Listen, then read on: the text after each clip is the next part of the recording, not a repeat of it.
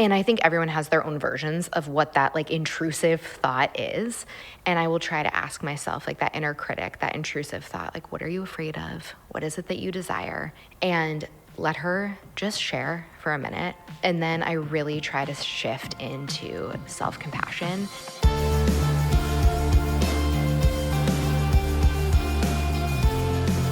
All right, what's up, everybody? Welcome to the show. This is the What You Don't Hear podcast. It's a life podcast. It's a story podcast. It's a bit of an open journal dive into people's lives as I sit and I uncover the real story behind my guest's journey, finding out what makes them who they are, digging into the parts of their story that we otherwise wouldn't get to hear. I am your host. My name is Ross Tyson. I'm a creative of many kinds, although you can't see it anywhere because I'm currently Instagramless because, yeah, it finally happened. I got hacked. It's all been deleted. It's all gone.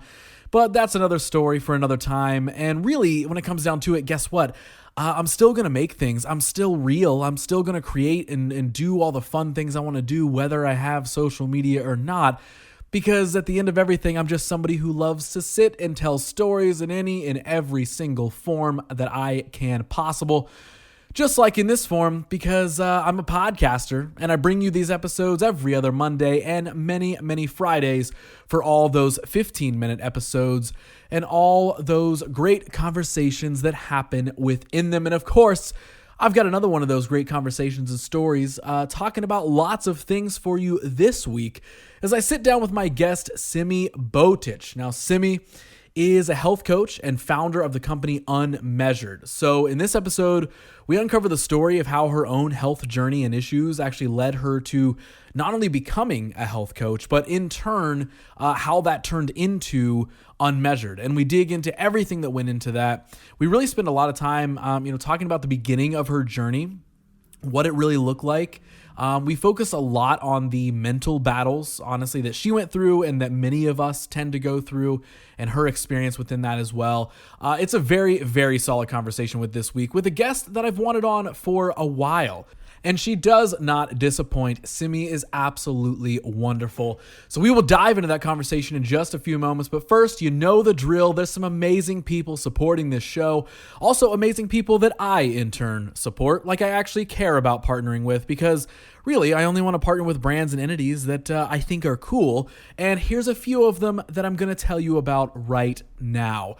First up, it's our newest sponsor to the show. I introduced you to them last episode, and I'm going to tell you more about them right now because this episode is brought to you in part by River and Rich. So if you've ever been down in the Franklinton area, you're over at 400 West Rich, you're at Land Grant, Chrome Edge or something, you've probably noticed that strip of buildings across the street that houses things like Maker Social, One Line Coffee, Roy G. Biv, and the brand new Franklinton Market.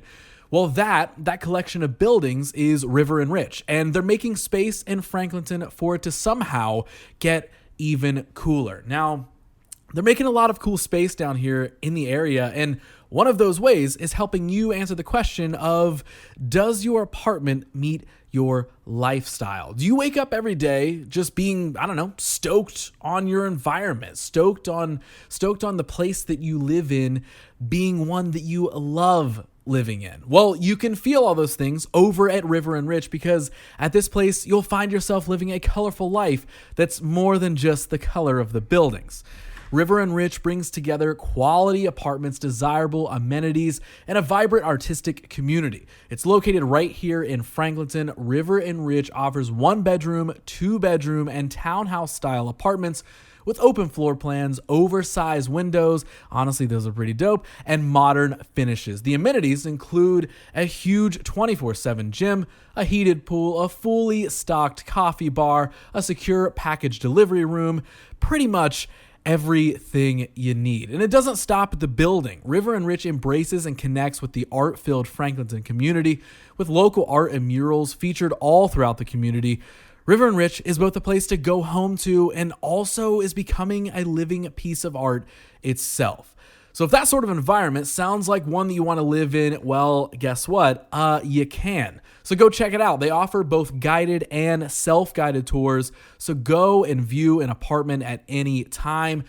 So if you want to dig into it, visit their website at riverandrichcolumbus.com for all the information. Oh, also, check this out. Because you listen to this podcast, I'm going to help you get a freaking apartment, y'all, because now new applicants can receive up to half off their security deposit if, when you're checking things out, you use the code WYDHPOD. So, again, for more information, please contact River and Rich. Certain restrictions might apply. Hop over to riverandrichcolumbus.com to get things going and go join the colorful life at River and Rich. This episode is also sponsored by our friends over at Promo West Productions because, well, talking about Columbus's music scene is one thing, but we all know that experiencing it live is completely another. So if you happen to want to catch a live show, you can check out one of these upcoming concerts going down at Newport Music Hall, coming your way via Promo West. They've got Bad Fish, a tribute to Sublime, on Friday, February 3rd, White Reaper on Friday, February 10th, Kimbra on Friday, February 24th, and Zoso, the ultimate Led Zeppelin experience. It's going down Friday, March 10th. So if you want to grab tickets to any of those shows that I just listed, you can jump to axs.com, or, as always, for more information on those shows or any other upcoming concerts, you can find all the info you need over at promowestlive.com. Okay, let's dive into the conversation this week. Pull up a seat, toss in your headphones, grab a friend, and let them know that you're about to listen to the best show that uses the color yellow. I don't know, pitch it to them in maybe a cooler way than that, but fire it up. Here it is, a very solid chat as I get to know Simi Botic right here in episode 74 of What You Don't Hear.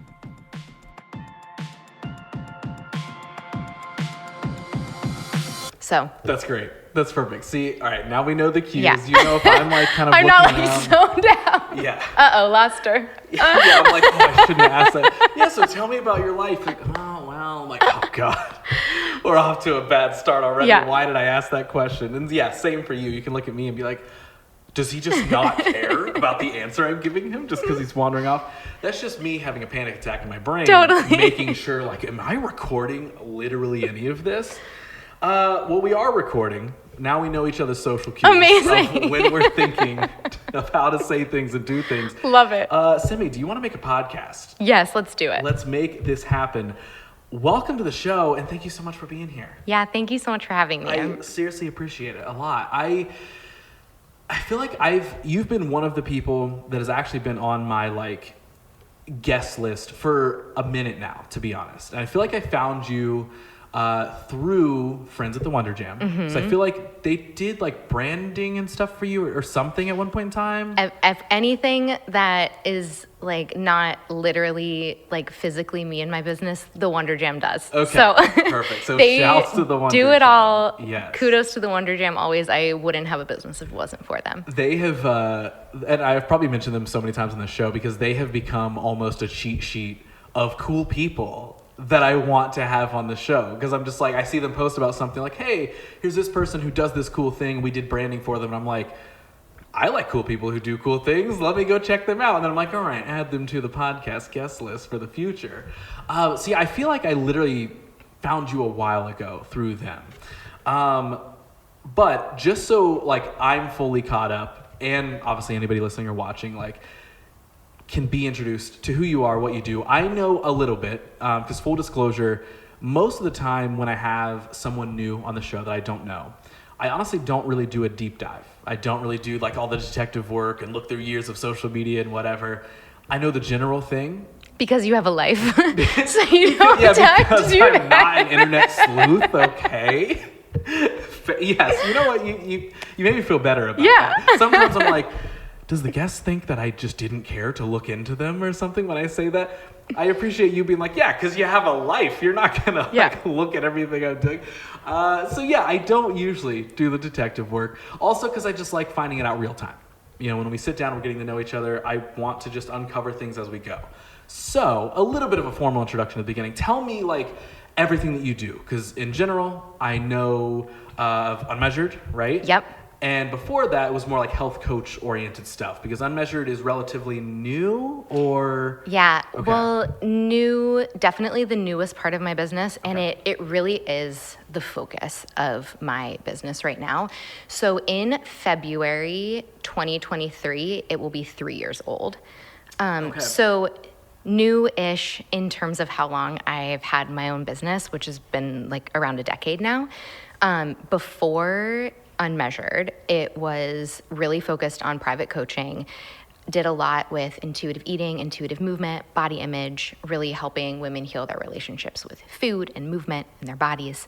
A lot of work around releasing perfectionism, and then did some group coaching around that, and ultimately was like, wouldn't it be cool if I could, because I was a barre instructor also during that time, I was like, wouldn't it be cool if I could create a space where the things that I'm coaching women around in their relationship with movement, I could create a barre space where we're just really like reinforcing those things, and where it's very encouraging, where they can feel really empowered, and more of like a tool that they could use in their life, in their relationship with themselves. And so that's where Unmeasured came from. And actually, the Wonder Jam picked the name Unmeasured. So I can thank them for, not only did they do all the branding and the, build out the membership and everything, but they picked the name Unmeasured as we were trying to figure out, like, what do we name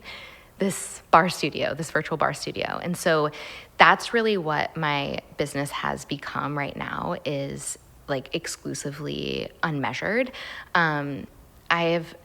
Feel like at this point I've done this for long enough to know that, this probably exclusively Unmeasured won't be my business forever, or the way that it is right now won't be my business forever. I'm sure there will be iterations or changes or evolutions in the future, but right now that's really my focus. So you said you got started like around 10 years ago in Yeah. kind of all of this, just in general, right? Yes. So what was that starting point? Was it just getting into health coaching, or what was that? So before I had my business, I was a corporate healthcare attorney. And so I was practicing law and really struggling in my own relationship with food and exercise and body image. I was just in a really dark place personally. And so I was doing like the, like panicked Google searches, like, how can I not hate my body? And a website popped up for a coach. Her name's Amy Marsloff. And health coaching, I had never heard of it before. I did not know that it was like a job or a thing. And this was like over 11 years ago, that like where all of this sort of catalyst took place. And I started working with her. And I mean, really not exaggerating when I say that she changed my life. I've told her a million times she's like an angel in my life. And during that work of figuring out just how to make peace with myself, how to have a healthy relationship with food and movement that wasn't like really restrictive or punishing, I also kind of had like the space and the skills to just like get to know myself, and had a moment of realizing like, whoa, I actually don't like really want to be an attorney, even though I have a ton of respect for this profession and I love my coworkers and all of that. Just this sort of professional moment of like, oh shit, like I don't really want to be doing this. And so while I was practicing, I went back to school to become a certified coach, and then started my business and was doing both for a period of time before I was able to move fully into my business, plus some side hustles in the beginning. Like I did some copywriting and started teaching barre and did those things like to help to support like the early years. So what is barre? Barre is a type of movement that it's like a hybrid of Pilates, ballet, and yoga. So it's like a low impact form of movement, and the barre refers to like the ballet bar. Gotcha. Yeah. Okay. See, when you were explaining that earlier, I was like, whoa, there's like a you made like a bar, Yeah. but then also made it like this like health centric focus. I'm like, whoa, how did you do? Like, okay, so now I'm connecting the dots. Now. Totally. Now I understand a little bit better. And there's like the legal bar that you have to like pass the bar. So I feel like in the early years, people were like very confused. They're like, wait, you're going to a bar? Right. In the morning, or is this like you're taking the bar, or wait, what is bar? So I feel like the word bar is a recurring theme in my life in many different ways. Very fair. Something I want to dive into a little bit. So you mentioned like you were having kind of your own, like basically just issues with your body and how you felt, right? Can we dive into that a little bit? Sure. Because I always think it's so important. Like every time I hear anybody tell a story about anything, they're always like, yeah, there was like this part where I struggled a lot and then I did this thing. Yeah. And I feel like the conversation always goes towards, and then the thing. Yeah. I want to stick with like that gray area a little bit, or the darker time a little bit, right? Not to make it sound like it was some terrible thing, but like walk me through, what do you mean when you say, and I obviously it's a silly question to ask because it's very self-explanatory, but like when you're saying like, oh, I was having, just like body image issues or whatever it may be, break that down for me. Like what's going through your head at that point in time? Because you were an attorney at that point in time, right? Okay, so you've got that going on. You've got like career focus, all that sort of stuff. You're doing real life things, but obviously real life issues can pop up for all of us and get in the way and sway our focus any direction. Walk me through like how you're feeling at that point in time. What were the things that like, and obviously you don't have to get like super specific if you don't want to, but like what were the things that kind of, I don't know, was there feelings or emotions that were like getting in your way almost daily or weekly that you were like, okay, I do need to address this in some way? Yes, very much there were feelings and emotions getting in the way daily and weekly. I would say I spent probably 95% of my waking time very distracted by the internal struggle that I was having. I can definitely break down what it was like in that moment, and I will say that it was a buildup of many, many years of struggling. So it wasn't like it wasn't as if it was this quick onset. It was a very ongoing thing. So at that time when I was like Googling and trying I gotta get some help, I had been really restricting food, which is interesting because I thought that was really healthy. So I was reading a lot of like health magazines and Googling like, what do celebrities eat? This was really like pre-social media being super central. So there weren't really like social media influencers at the time to care what they were eating. So, I'm like flipping through magazines and Googling like, what does this celebrity eat? What does this celebrity eat? What does this celebrity do for their workout? And I was following all of these rules to try to make my body smaller and to really, feel like I could be in control of a body that I did not feel was good enough. And also exercising a ton. So I was really into long distance running, half marathons and marathons, and doing just a lot of high intensity exercise, trying to exercise, multiple times a day, just really restricting food, pushing myself as hard as I could when it came to movement, because I didn't feel good enough.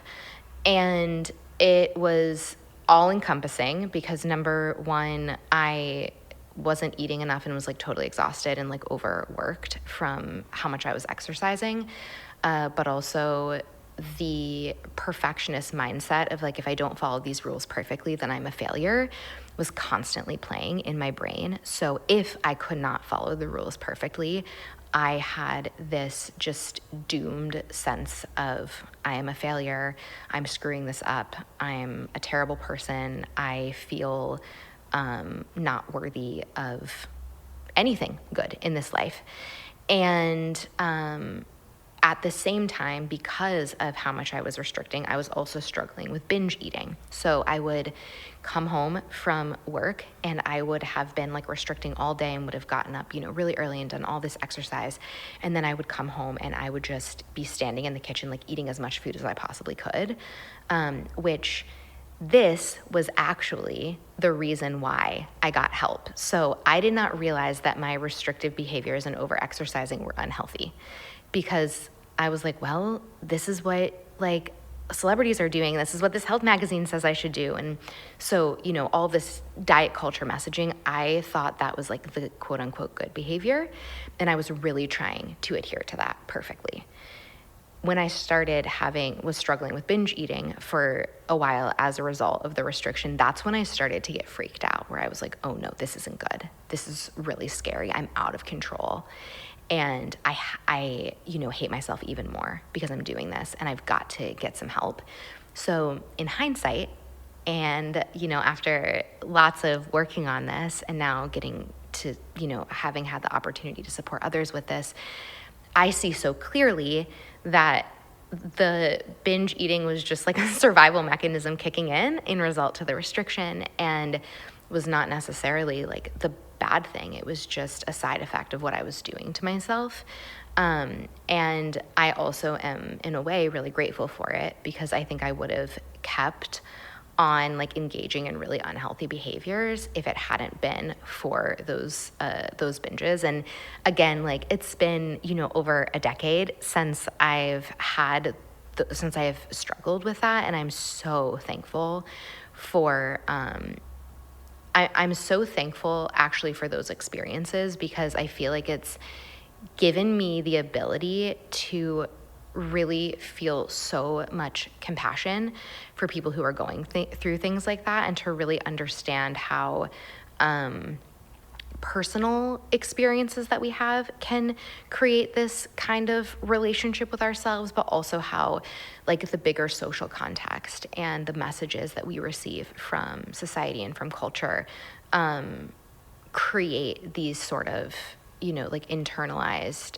battles and internalized fat phobia. And so I am really thankful for that, because it completely changed my life. Like, I see the world in a completely different way because of that, and like doing the healing work around that. And I just can't imagine going back to seeing the world the way that I saw it then. I just am very thankful now, although at the time I did not feel very thankful for it. Of course. Yeah. So during that time, like, what's going through your head when you're feeling those things? Like, do you have that like sort of almost lonely feeling of like, oh, I'm the only person that's experiencing this, so I guess I'm just going to Google things, I'm just going to read through a magazine or an article or whatever it may be. And I know that might seem like a simple question, but I ask that because through so many conversations about so many different things with so many different people, I pretty much find out there's always a reoccurring theme with everyone, including myself, that when we experience something, usually a bad something, we are absolutely like, I am the only person who has ever dealt with this in the history of the world, and I'm the only person who's dealing with it right now, and I don't know what to do. So we do kind of our own investigating, which is great. Obviously, yes, figure out how you can educate yourself on the work you can do. But sometimes it's easy to not find the help from other people, or at least it's not even about the help. It's more so just sometimes about just like getting that stuff off your chest. Were you were you sharing this experience with anybody? Did you feel like you had anyone during those moments where you were like, okay, cool, I get to kind of lean on these friends, and cool, they were there supporting me, I just kind of had to figure it out myself? Or were you like, yeah, those people were there for sure, of course I had friends I could talk to, but I really for sure felt like I was just floating out to sea by myself and had no idea what to do with these situations? Yeah, I definitely felt very lonely and isolated, not because I didn't have people in my life who, I think, again, in hindsight, like, they absolutely would have been there to support me and to love me through that, but because I had so much secrecy around my behaviors, I did not want anyone to know what I was doing. I didn't want anyone to see like what I was experiencing. And so I really tried to hide it And I really tried to keep it in. And the kind of tricky thing about it is a lot of the behaviors that I was engaging in to the outside world seemed like I was really quote unquote healthy. So I actually got a lot of praise for being so dedicated to my workouts and being so quote unquote clean in my eating. And, you know, like those types of things, I got a lot of praise and acknowledgement for that, which made it even harder when binges started, because not only was I already just hating myself so much, but it made me feel like, oh my gosh, I'm going to lose that too. Like this, it was a threat to my like external identity, which of course anyone who has a threat to who they feel like they are at their core, it feels so scary. And I just kept it very secret. Now, with that said, there was a time where my mom and sister, confronted is a strong word, but they came to me and they were like, you don't, like, something doesn't seem right. And I should also share that during this time, what this all felt like was panic. It was basically just like I was living in a constant state of panic during that time. There was no calm. There was no peace. It was just constant panic and hypervigilance and trying to plan out, like, what am I going to eat for my next meal? When am I going to be able to get in that workout? How am I going to like be able to get all the pieces in place so that I can follow these rules perfectly? And so my mom and sister, you know, came to me, chatted with me, and I was just like, no, everything's fine, because I really did feel like what I was doing was good. And so I wasn't like lying to them. I wasn't like, oh my gosh, I have this terrible thing that I'm doing to myself, but I don't like want them to know. What I didn't want people to know were the thoughts that I was having about myself. And I also didn't want people to know about the binges that I was experiencing. But like my quote unquote like healthy habits, that didn't feel secret. It didn't feel like something that I like wanted to keep secret, but I also didn't think that there was anything wrong with that. And so at this time in law school, my now husband and I, we moved in together. And so he had like a front row seat to a lot of my like very obsessive behaviors, and also to like the aftermath of some of my binges, right? So like when we were dating, we did our grocery shopping separately. So we would buy our groceries and bring our groceries home. And then all of a sudden he'd be like, where's my jar of peanut butter? Like his food's disappearing, but he's not eating it, but I'm the only other one that lives there, you know? So like there were some things where I think he kind of like he could see, and it was actually a conversation with him that helped me to realize like I deserve to get help with this, because I took the bar exam, started working at the law firm as a first-year associate, and we got married 1 month later. And so it was on our honeymoon where I just had like a really big breakdown to him, and I was like, listen, this is what's going on inside of my head all of the time. And he said, that's not how it like is supposed to be. And it was the first time that I had like been vulnerable about what I was experiencing. And he was just very honest with me, like, this is not a healthy way to be speaking to yourself. Like, this is not normal in like, there's something, you know, bad, like abnormal about you, but just like, yeah, you trying to convince yourself that all of this is okay. Like, it's not. Yeah. And so came back, started working with a health coach, got into therapy, and truly like my existence like changed, because that was all I thought about all the time. Even when Tim and I got engaged, like we went for a run because he knew I loved to go for a run. So he was, you know, like trying to be sweet, let's go for a run. Well, he like faked it. This isn't like, we laugh about it now, but pretty terrible to think about at the time. He like pretended to roll his ankle so he could propose to me. And I was like, I'm gonna need to finish the route. You wait here and I'll be back. Because I couldn't not run those miles. Okay, like yeah. That's like the level of just like, I have to scratch this itch or I'm not gonna be okay. Even though I'm like the love of my life is like injured, quote unquote injured. I thought he was injured. And anyway, so like that's like how I was living in my life all the time. And just like, there really is not a day that goes by or like an experience that I have where I'm just not so freaking grateful to have mental space and the ability to be sitting here with you having a conversation and thinking about like nothing but our conversation. Like, I did not live that way for so many years, and to be able to be present and not have that going on inside my head is like, just the most amazing thing. And also now I have 2 kids, and like to be able to just enjoy food with them or to like relax with them, or I can have the best laid plans, but like you gotta be flexible. They not like they but like they run the show kind of, right? Like what they need is important. And so sometimes I can have a plan and I gotta pivot, and like that's okay. Just to be able to experience also like life with them now, and to think about like, wow, this would have been so different. I just have moments every single day of like, thank God that like I don't have to feel that way anymore. And it's also why I care so much about, the coaching work that I have done, the like space that we create in Unmeasured. I just know how much this takes from people. I know how much it took from me.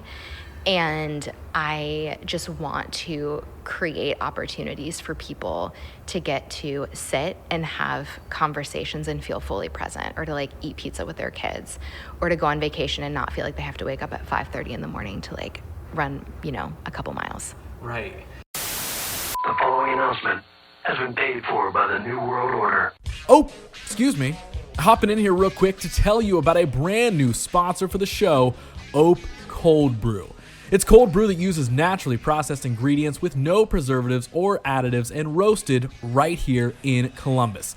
And guess what? You can get Ope delivered right to your door every Friday if you live in Columbus. Or you can do weekly or bi-weekly subscriptions, and if you do subscribe, you save 10%. Otherwise, they have 4 packs available for $20. So if you want to find out more, follow them at Ope Cold Brew, or visit opecoldbrew.com to grab a 4-pack or set up your subscription. Ope, it's dang good cold brew. Okay, something that I love that you explained in that is that the idea that like, to the outside, to any outside point of view, you were getting the praise of like, wow, you eat so healthy, you live such a healthy lifestyle, boy, you just got it all together. But what your day-to-day really looks like. And I think that I feel like probably everyone experiences that in some sort of way, right? I feel like I can relate pretty heavily to that, in the sense of, so much of what I do, of all these different creative endeavors and all this sort of stuff. Of course, everyone's always looking and they're like, wow, you're always busy, you're always doing something that's so awesome, you must just be stoked all the time. And then when because I try to lead with vulnerability first. Yes. About anything. Because I'm never going to just sit and be like, wow, look at all this amazing stuff I do. You're like, you know what? It is perfect. Yeah, not at all. I'm like, hey, look at this amazing thing that I hope you care about. I worked really hard on it, but also, man, was this week rough. Because I do think there's obviously power in being able to connect with people over that vulnerability, or just share that and whatever. But I think it's vastly important for those things to be said in the way that you explained it, because again, coming from my like personal experience, like I can relate with that so much, because I hear that a lot. People are like, man, you've got it together so well, and you're doing this and you're doing that, and it's awesome. And quite frankly, like there's a lot of times it's not like it's like a daily thing, because sometimes there's really good periods of life and other times there's not so good periods. Yes. Right? That's just how life happens. But, in that kind of ebb and flow of how life goes, I can sit and I can be like, hey, yeah, like I might have like did that project last week or recorded that podcast yesterday or whatever it may be. But like, I mean, the moment that I was outside of doing that thing, hey, I'm not feeling great.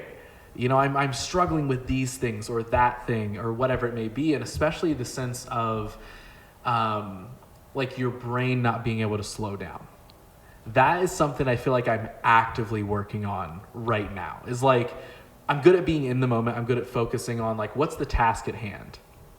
But I'm also really good at balancing the task at hand and being present, but letting a ton of cracks in that where all the other thoughts will poke through, but they only poke through for like a second. Totally. And I'm like, oh yeah, I do need to do that thing. Anyway, wow, that was, you know what I mean? Like there's that weird kind of non-stop balancing act that I feel like a lot of us have to deal with everything. And yes. I know that there's not one quick fix necessarily to that. There's always going to be thoughts that creep in at some point in time. You're always going to remember something that you shouldn't have done 5 years ago, that, you know, whatever it may be. Totally. But that thing you said in 4th grade that you're like, oh no, are they still thinking about that? Yeah, exactly. You're like, wow, I just posted that really cool thing that I thought was awesome on social media, and nobody liked it. Yeah, maybe is that because I was weird in 4th grade? Like, wait a second, what have I done? Yes. But I do think it is so valuable for you to share that, because it's weird. It's very just weird to have that sense of, and like, I don't know if this is how you either have felt or did feel during that time. Like, something that I struggle with a lot is like, over the last few years, I've become, I would say, the most confident version of myself that I've ever been. Maybe that just comes with growing up and mature, you know, whatever, right?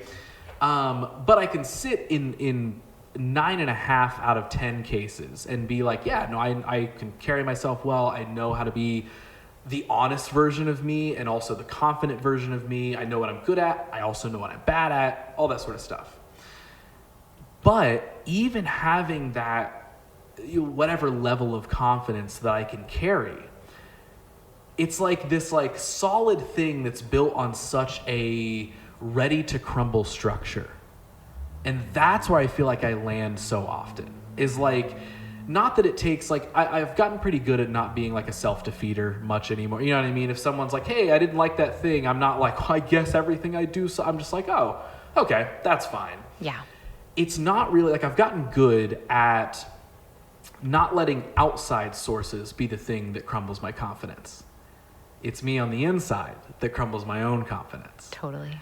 And so that is constantly a thing that I feel like it is that battle. It's that inner battle, kind of what you were explaining, of like, you can have all of these outside forces, these people say, like, rooting you on, supporting you, being like, wow, you've got it together. That's awesome. So proud of you. And of course, those are good things. That's not a bad thing to have at all. But when it becomes so strange is, and I don't know if you felt this, but like, I can accept those compliments. Like, that's another thing I've gotten good at, is being like, hey, you know what? When someone tells you that they like the thing you do, or or whatever in general, I can be like, wow, thank you so much. That's awesome. I appreciate that. I accept that. Totally. But then it's like, it'll, you know, it boosts the confidence, or it helps, you know, give some positive energy. But again, that one kind of like thought that creeps in of like, well, yeah, but they don't know that you had a stressful day yesterday and you don't actually have it together. And it's just this weird, like, strain. Like, is that what you were kind of experiencing in that time frame, or even since then? Is that something you feel like you ever still kind of battle with? And if so, what do you feel like you do to balance those things out, or did do? Yeah, so I absolutely still experience thoughts like that.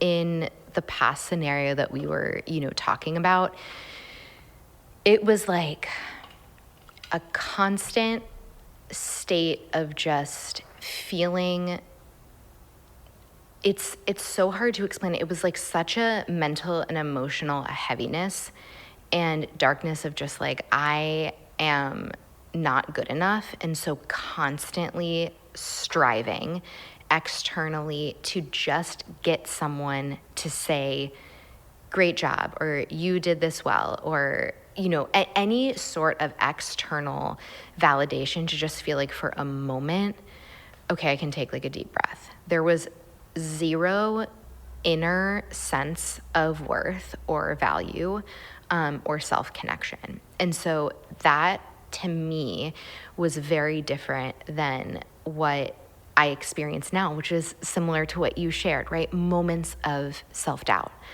or moments of thoughts kind of creeping into my mind, or I I am someone who, for as long as I can remember, my whole life, have been an anxious person. And so I regularly experience anxious thoughts. My anxious thoughts will fixate on an experience that I had. So like an example could be tonight, I lay in bed and I'm relaxing and everything's good. And then I'm like, oh, but remember that one answer to that question that you said today? And I'll start to replay that answer in my head and I'll think, what if someone interprets it like this? Did I sound like that? Right? So it's like the anxious thought. So what I do, because those things absolutely happen to me, and I think everyone has their own versions of what that like intrusive thought is. I like try to practice awareness of it where I'm like, oh, there's that anxious thought again. Like, there it is. And rather than trying to shut that part of myself down, because I just spent so many years shutting like every part of myself down that now I'm like, everyone's welcome, come on in, like, let's hear what you have to say. And I will try to ask myself like that inner critic, that intrusive thought, like, what are you afraid of? What is it that you desire? And let her just share for a minute. And then I really try to shift into self-compassion. And I love Kristen Neff's work around self-compassion, but I think to something that you said before, this idea of common humanity rather than isolation being this like huge part of self-compassion where it's like, everybody has thoughts like this. Everybody, deals with intrusive thoughts. Everybody worries about judgment sometimes, like you're not alone in this. And then really offering myself kindness in that moment, understanding, acknowledging how I feel, but also reminding myself like the things that I personally am working on right now in my life, which is majorly unraveling like codependent patterning and saying like, hey, guess what, Simi, you're not responsible for other people's thoughts. You're not responsible for for other people, how they feel. You're not responsible for reading every single thing in another person and trying to make them feel so comfortable and so happy all the time. Their happiness is their job. Their, ability to share if you did something that was upsetting to them, like that's their job. If you said something that hurt someone's feelings unintentionally and you don't realize it, you don't have to lay in bed until frickin' 4 a.m. trying to figure out like what the punctuation in their text message meant or like what that facial expression meant. They are an adult and they can come to you and share with you if something hurt their feelings and like, you can let this go. This is not yours to carry. So right now for me, this is my like biggest work and has been for the last couple of years. I think this will probably be work that I have to do my entire life. I can't imagine ever not having like some of those intrusive thoughts, but like self-compassion really helps. And I also think like just making peace with the fact that different people are going to have like different experiences with me. There are probably people walking around who have really like warm feelings that come up for them when they think of me. There are probably people walking around that when they think of me, they're like, I didn't like her at all. Or I thought this about her. I thought that about her. I have to figure out what I think about myself. And that is what I have to stay focused on. I have to decide who I want to be and how I want to show up in this world, and how other people interpret that is on them.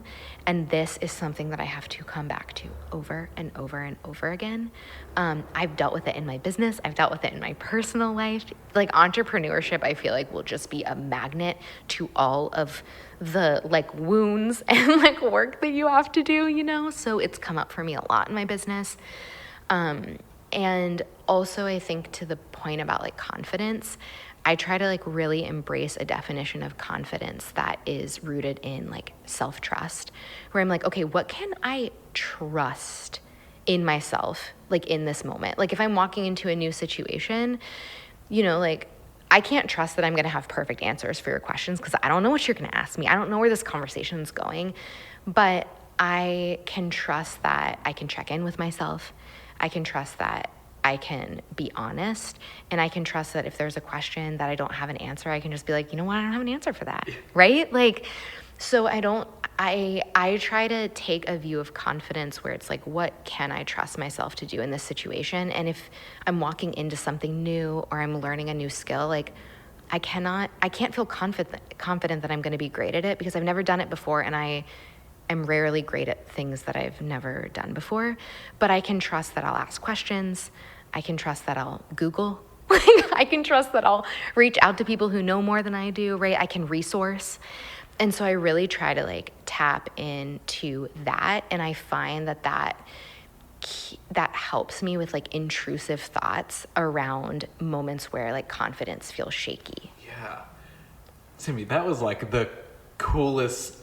I feel like that's the coolest explanation of any of that stuff you could have given, honestly. I absolutely loved that answer. You got everything you need. We're done here. And that's it. And we'll go ahead and cut. Folks, this is no longer for anyone else to enjoy. I got a great answer that made me feel great, so we're done. No, that was incredible. And I know that's a weird thing. I'm like, oh, great answer on this podcast. But like, I more so mean that in the sense that I just loved your explanation of all of those things, because that is how so much of that stuff feels. And that is a lot of the work that has to be done. And I love the way you explain that confidence is like the trust in yourself, the trust to be vulnerable when you need to be vulnerable, the trust to just be honest with yourself about, am I good at this thing? Am I bad at this thing?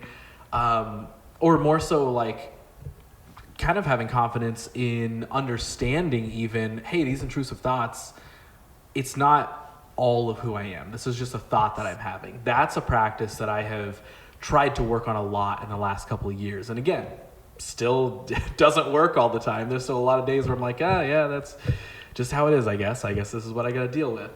But it's that understanding of like our thoughts aren't what we are all the time. Totally. And I've heard that said a billion different ways, and the first time it was explained to me that way, honestly, was a past guest, Dr. Hanisha Patel. Mm-hmm. I don't know if you're familiar with her at all. She's here in Columbus, but she explained that like, especially when it comes to something like using a buzzword, I guess, of like mindset, right? How mindset plays. I know that's a very overused thing nowadays, but it truly is kind of the core of a lot of stuff. Totally. Like the way you think and the way you believe is going to turn into real things. And her so important. Yeah, like her explanation that sort of re-unlocked it for me, where I was like, that's a great way to put it. It was just that like, even when you're saying, like her explanation was, even if you're saying, like I'm depressed right now, mm-hmm. It's not so much that you are depressed, it's that you feel depressed. And even trying to like rewire your brain a little bit, even in how you speak to yourself in those moments of like, yes, of course, you're feeling that way, but that doesn't mean that that's all that you are. It doesn't mean that you now have to embody that one emotion or that one intrusive thought or whatever it may be. And of course, that's a very hard lesson to learn. And that's a very hard, habit to unlearn, realistically. And trying to do those two things at the same time. Like, all right, I need to tell myself that I can get through this and do this, but also not tell myself, unlearn the fact that I am sitting and I'm like, man, I'm so depressed all the time, blah, blah, blah. But I feel like there is so much value in that thought process itself of like not totally embodying the things that we feel.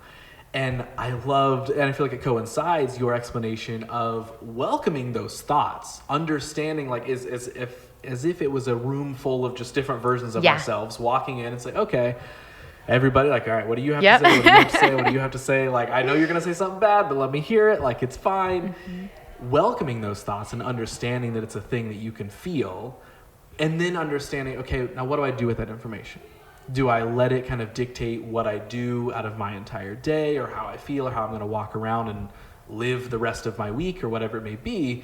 Or, hey, I can identify that. I'm not going to ignore it. I'm not going to pretend like it doesn't exist, because I don't know if that's necessarily the answer either. But it is embracing that and saying, okay, I feel that way. I'm thinking that way. That's not a fun thought to have. But okay, what do I do about it? What can I, how can I go from here and maybe learn something from that? And, something that I say all the time that I learned forever ago that has been a huge kind of tool in my tool belt when it comes to like mental health or awareness or anything like that is that, what happens doesn't matter, our reaction to it does. And it's not that the thing doesn't matter that happened. No. That is a moment in time that, like, it happened. Embrace those feelings, embrace the emotions, take the time to feel whatever happened. But our reaction to it is what's going to dictate whether it's a terrible, insane, awful thing that ruins the rest of our lives. Yep. Because things like that can for sure happen, and valid. Like, that is a valid feeling of, like, this might ruin the rest of my life. But understanding that how you react to that feeling is really what dictates that. It's like, okay, this sucks. I'm going to spend the next, 3 months being bummed about this. All right, that's okay. Take the time. But are there tiny things that you could be doing during that time to at least keep yourself going, maybe make a little bit of progress? But then let's think about what's after that 3 months. If you want to take that time and take that space, what's after that 3 months of feeling those emotions and maybe not doing everything that we could be doing or whatever? At some point, we have to try and pick ourselves back up. And even if when we pick ourselves back up, we fall back down, that's okay. Yep. We can try it again and try it again and try it again. And so all that to say, I relate so much to so much of what you just explained. And those are things that, of course, yes, are valuable for people to hear that are listening to this or watching this or whatever. But those are things that just I love to hear, because those are the sort of thoughts and explanations that, just in the same way an intrusive negative thought can pop up, I'll have those, like, solid, like, positive thoughts of, like, hey, this is how I'm dealing with this. But at the same time, often if you don't hear someone else maybe explaining those things that you can relate to, of like, oh, that's how I handle that problem. Sometimes you're just like, am I just telling myself that? Totally. You know what I mean? It's just like, am I telling myself this will get better? But when you do hear someone else explain, like, hey, this is kind of how I deal with it, or this is, we don't have to embody our feelings all the time, and yes, feel the things, but we are not our sadness or whatever. You hear those things, and it's like, oh, okay, like, all right, it's like both things. I'm not wrong or insane for feeling sad when things are okay, and I'm also not wrong or insane for telling myself that it'll get better, and that there are ways to become more positive. Totally.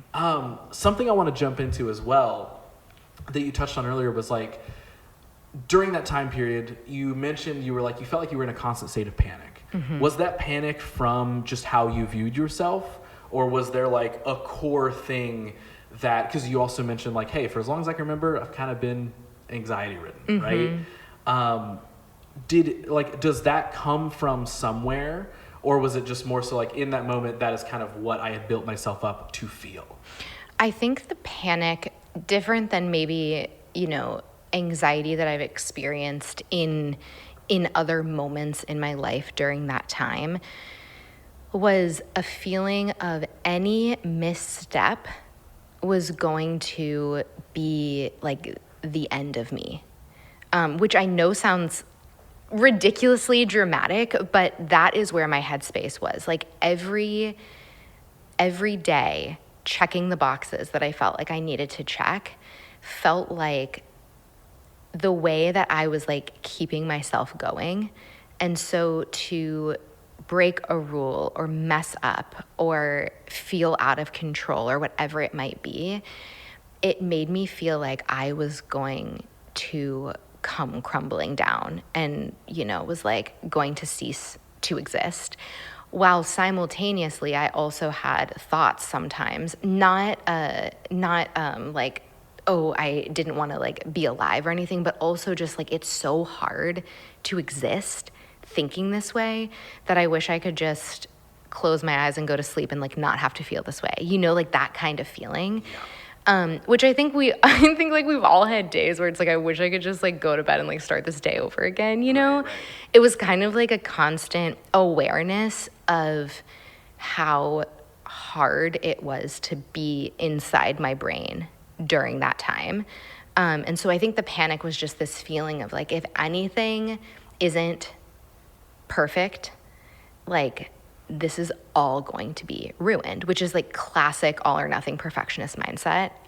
And that's where the panic came from. Whereas I would say anxiety, anxious thoughts that I might experience, or intrusive thoughts, they're definitely dysregulating to my nervous system, but it doesn't feel like that constant state of panic that I felt at that time. And I also have way stronger skills now than I did at that time. Like, I am fascinated by how the human like psyche works and how we see ourselves and how we interact with each other and like all of that. And I feel like me figuring that out like for myself and in myself and continuing to do that, like it's one of the most interesting things to me in the entire world.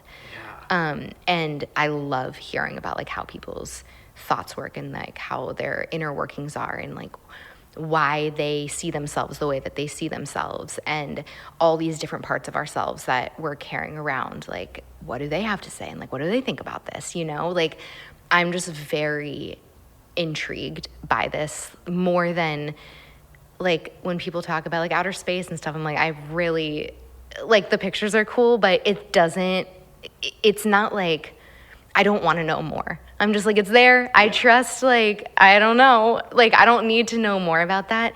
But like what's going on inside people, I'm like, I just want to know all of it.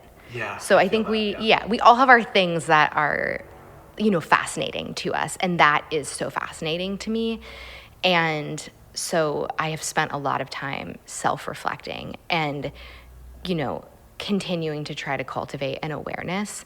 Sometimes I'm like, I wish I wasn't so aware about what was going on like inside my head right now, you know? Yeah. But it also, I do feel like that having awareness gives me the opportunity to care for myself in that moment. Yeah. And so I 100% am with you on that in like, and I feel like every person mostly, I feel like if you sat them down and you were like, do you feel like you're self-aware? They'd be like, of course. Because obviously we are thinking about everything that we are doing at all times.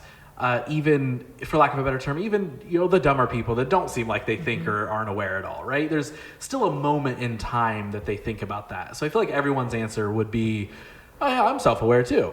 Even though, you know, sometimes it's pretty clear that a lot of people aren't. Totally. I definitely, even though it's a cliche thing to say, I land on that side of like hyper self-awareness. Yeah. To where sometimes I feel like, again, I feel like with so much of what we've talked about, I feel like I'm right in the middle. Mm-hmm. Where like it's not perfectly balanced, but I'm like, I'm not too far on this side, I'm not too far on that side. I'm right here to where I've got a balance on it, but the balance is always going like this. Totally. And I'm just sort of like, let's bring that one down a little bit, let's bring that one. But a part of that for me is like, I always think about that self-awareness so much. And I definitely also think about how human beings think. Like, what makes somebody the way that they are? Why does this thing happen? Like, you know, I watch not to deviate here, but like, you know, if I watch a serial killer documentary or movie or something like that, I'm less like, oh, tell me about like the murders they committed. And I'm like, has anyone dissected their brain or their emotions? And let's get into that side because I want to know, when did this kind of start? And don't give me the story of like, well, they started killing cats and that's when we knew. It's like, okay, but like, what else? Like, what's the thing? Even if we don't 100% know, those are the things that are always more interesting to me is like, okay, why do people think the way that they do? The benefit of that is I do think that it helps me give a lot of people more grace. Yes. In moments, and I haven't always been like that, for sure. And there's still, like, 100% today, there could be somebody who does something so stupid that I will be like, you're just a really dumb person. But my grace will follow and be like, oh, they're just a dumb person. Yeah. Like, even if that's rude, I can still sit and be like, hey, you know what? That's just maybe how they are, or that's just how they needed to react in that moment. And going back to something you said earlier, their perceptions, their understandings, their whatever, that's not my burden to carry. Yeah. Because that's a hard battle to have, right?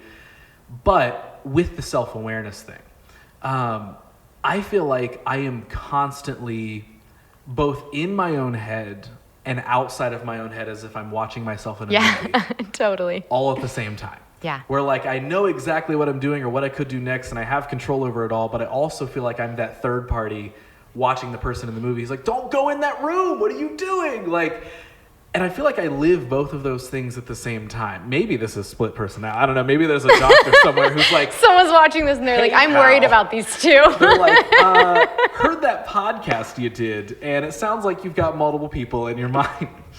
But like, I feel like I'm constantly thinking in that way, and not necessarily like, I feel like I've gotten a relatively good hold on perfectionism because I for sure am a perfectionist. Absolutely.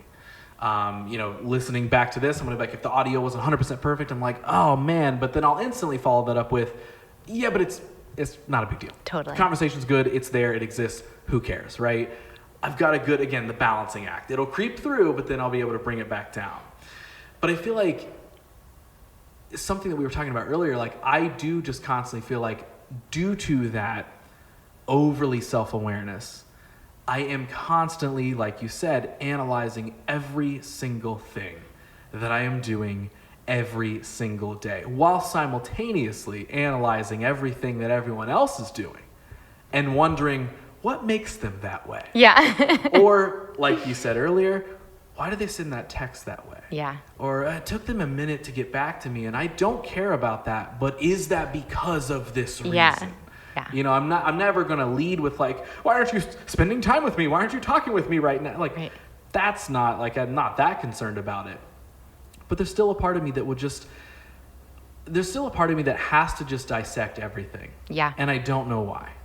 I don't know if this is helpful for you, but I feel like for me, because there is a lot of like in my head, right? Thinking about things, analyzing things, sometimes in what I think is a helpful way, sometimes in a way where I'm like, this isn't helpful. This is not helping me. This is not helping anything. But like being in my head so much, it's been so important for me to have practices in my life where I'm like, okay, it's kind of like an overused word right now as well, like it's similar to mindset, but like I need like embodiment practices. Like I need to get out of my head and like into my body or out of my head and just like really feel into my emotions, whether it's just like, I don't need to intellectualize what I'm feeling. I just need to like sit here and feel it. Or whether that's something like happiness or, I feel carefree, or I feel sad, I feel, I'm grieving, or whatever it might be. But like literally in that way, I feel like this is one of the reasons why barre was such a healing practice for me, because when I took my first barre class, I remember having this feeling of like, rather than like floating above, looking down, I was so in my body. And because it's like a lot of cues and you have to like really think about your body and like be aware and present in your body. And I left and felt like my brain got a break. And that was like so wild. I was like, wow, I actually feel connected to my body rather than constantly in my head. And so I think for me, it's been like appreciating the fact that I really do like to like think about things and connect and like understand the why. And I think in many ways that is helpful, some ways not, but like appreciating that part of myself while also recognizing like I got to get out of my head sometimes. And I have to have things that I'm doing very regularly that get me out of my head so that I can like give my brain a break. Yeah. Do you have practices like that for you where you're like, I'm like out of my head right now. Like this is just my time where my brain feels like it's resting. I feel like the closest I probably have, and maybe I haven't actually taken notice of it necessarily, but like, I go to the gym probably like about 5 days a week. Mm-hmm.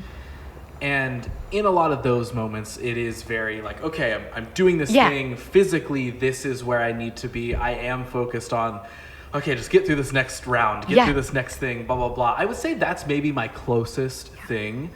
I don't know. That's a really good question. And I don't think I have an answer. I feel like maybe outside of going to the gym, I feel like my brain is just going 100 miles an hour at all times. Even hearing you explain, like, I feel like my brain got a break. I'm like, whoa, what is that like? I'm like, oh my gosh, like, what would it be like? And maybe there are things that, maybe there are moments in time where my brain does get a break, but I think it still says something that I couldn't tell you when that is, because even if it does get a break, the moment that break's over, boom, Totally. back that we are taking off again 100 miles an hour.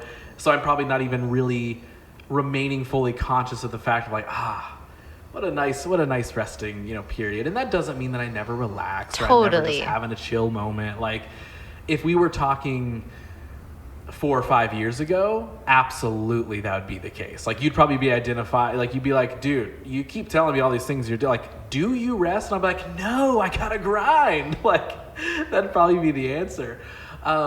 So it's definitely something I've gotten a lot better at least personally, is like, hey, if you want to take a day and do nothing, do that. Because I can also identify, and this is something I share with a lot of people, especially in the world of creative entrepreneurship, freelance, whatever.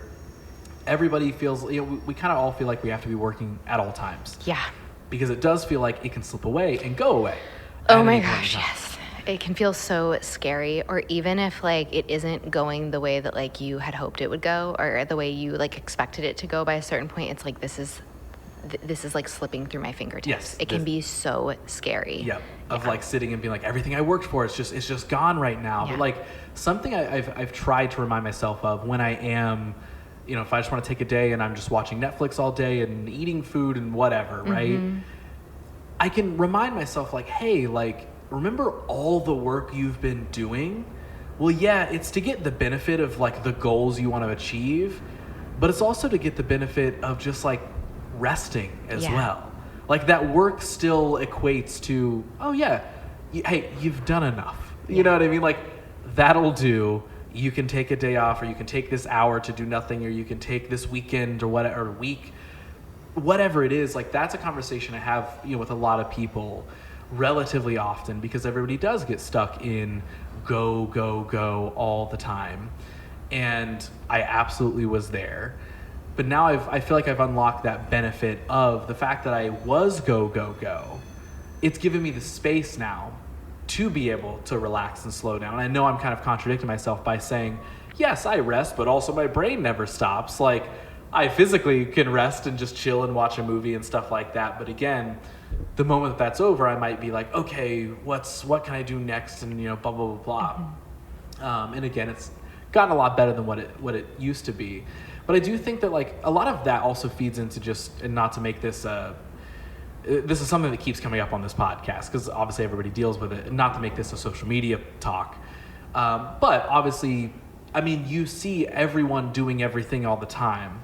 So in those moments of you resting or relaxing, you're like, well, this person's out doing this thing, and that person's out doing that thing. And should I be doing that? And oh my gosh, like, so it's hard to ever just turn yourself off in that sense when you do have the constant comparison of someone else popping up. And then again, that's a whole other conversation. Totally. But a very real thing that people experience. Yes.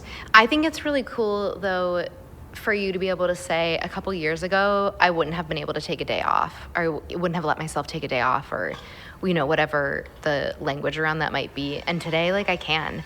And I feel like all growth is incremental for the most part, right? Like, I can't really think of a time in my life where I was like, well, I went from like 0 to 100. It's like it takes time. And so to be able to look back and see that, that's amazing. To be able to say like, wow, I prioritize rest more than I used to, and I value rest more than I used to. And I think as human beings, we need rest. I believe it is inherently valuable, and I also think there's so much conditioning that can make us feel guilty about taking it, or like we haven't done enough to take it. And like, unraveling that and unpacking that conditioning is really important. And I think it's cool that you can see that you've gotten that, like you've, grown in that way. And I agree wholeheartedly. I see that for sure with my relationship with movement. Like I used to just be so panicked about resting, and now I feel like so relaxed around that, and I can rest when I need to, and it's not stressful. And with work, I definitely felt a shift. Like when the pandemic hit, I felt like I needed to be working 24/7, even if it wasn't really productive, like the things that I'd be doing, but I just felt like I needed to be doing something because I was so afraid about what was going to happen to my business, or what was this going to mean. And we don't know what the future holds, which really we never do. But it felt like I felt especially unsteady.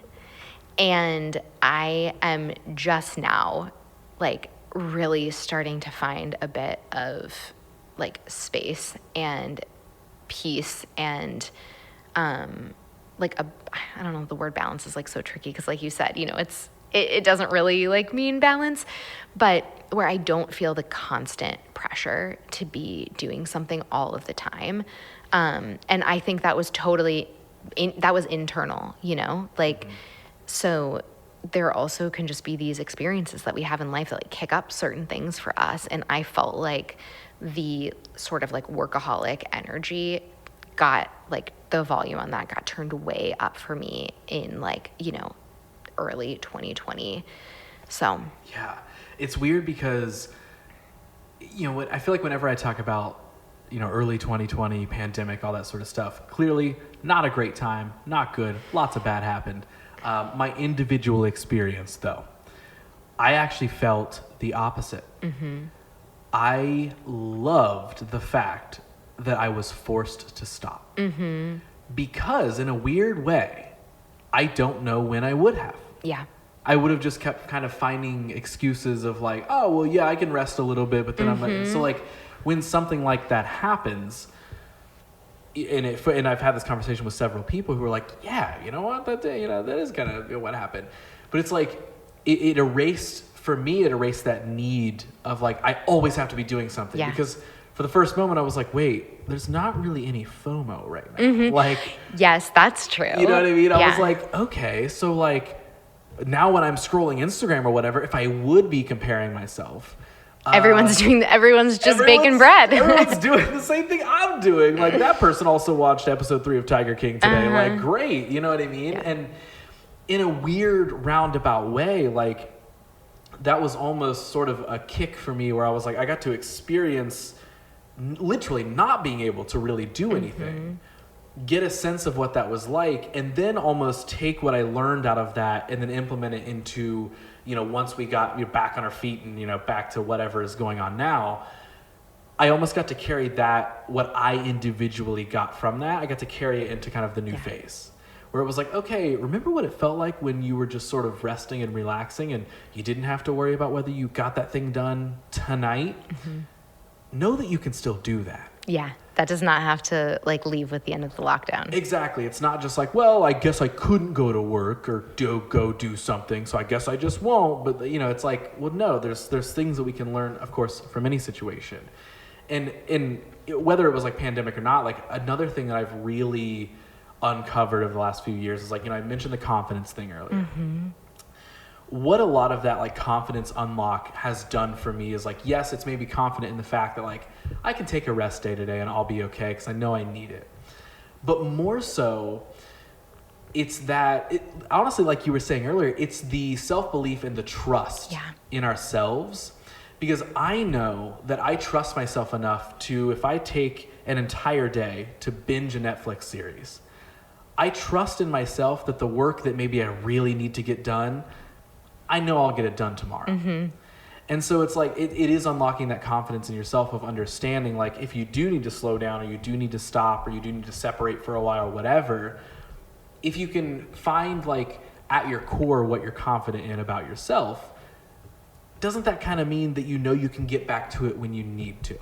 I feel like, at least if that makes sense, that's what I feel like I've uncovered. Yeah, I love that. I love that. I agree. That feeling of like, I know I can trust myself to get done what I need to get done. Like, it's never not happened. Right. Yeah. Which obviously, calls for a lot of procrastination. Yeah. Of like, well, I know this deadline for this project is next Monday. I know I can get it done Sunday night. It's fine. Like, but I mean, at the end of the day, if things Done is done. Done is done. Done is done. It doesn't matter when it was done. Totally. Like, I think everybody on the spectrum of like how early they like to have things done versus like procrastination, I feel like we all have our sweet spot. Like, I have something that I need to do for my business, and it's on a to-do list. And I, like, every night I'm like, should I do that tonight? And I'm like, no. And I can just feel that the pressure isn't quite high enough yet. I'm like, I bet next week on Thursday it's going to be a yes. Like, I can I'm like, it's just going to crank up a little bit. And then I'm going to be like, oh, tonight's the night. Like, I don't want to wait till the night before, because, like, God forbid something, I'm not, like, tech savvy. So, like, if something goes awry, I can't wait till, like, the midnight hour because of that. But it's like just enough where, like, there's a cushion should something go awry, I'll have time to fix it, but also just right before then. Yes, 100%. Like, the balance with, like, even how I make this podcast, I batch record all the episodes. So basically, right now I'm in the middle of recording new episodes, right? So I'll record anywhere from 6 to 8 within like a 3-week time span. So one, that means, okay, for the next 3 weeks, I know my main focus is this podcast. Guess what that also means? Well, after this 3 weeks, I don't have to overly concern myself with like, oh my God, do I have an episode for next week, right? And then since I release them bi-weekly, if I get 6 episodes, that gives me 3 months worth of the show that I don't have to stress about. Now, the flip side of that is just because I record the episodes doesn't mean I have them done. There's a lot of times where, like, because I release them on Mondays, there's a lot of Sundays that I spend putting together the episode that drops the next day. But again, half of me got it done 2 months ago. Totally. I'm good. Oh my gosh, I'm set. And I'm like, the episode drops next Monday. Yeah, I'll get to it in a couple days. I'll get to it this weekend. It's Sunday night, and I'm like, okay, well, now I have no choice, so we're getting to it. Like, here we go. We'll go ahead and knock it out. But again, whether this is good or bad, I know I can trust myself to get the thing done. So even if the lead up to that, I might not feel like recording the intros to these things or doing the ad rolls, like whatever it may be, I still know that when it comes down to it, it might not be like the midnight hour, but maybe the day before. Yeah. I still know, we're going to get it done. Totally. So it'll be okay. Barring any mass changes of like, your computer blew up and you're not going to be able to use that anymore. Right. It's like, I think we can get it done. I know we'll be able to accomplish this. And I don't know if that's a good or bad thing, but you know what? It gets done. Like, it is nice. It's so nice when you have been doing something long enough that like your sweet spot. 100%. And that's like I recently I started a second show, and it's completely different than this one. But like the conversation that it has spawned with so many people is they're like, "How are you doing 2 shows?"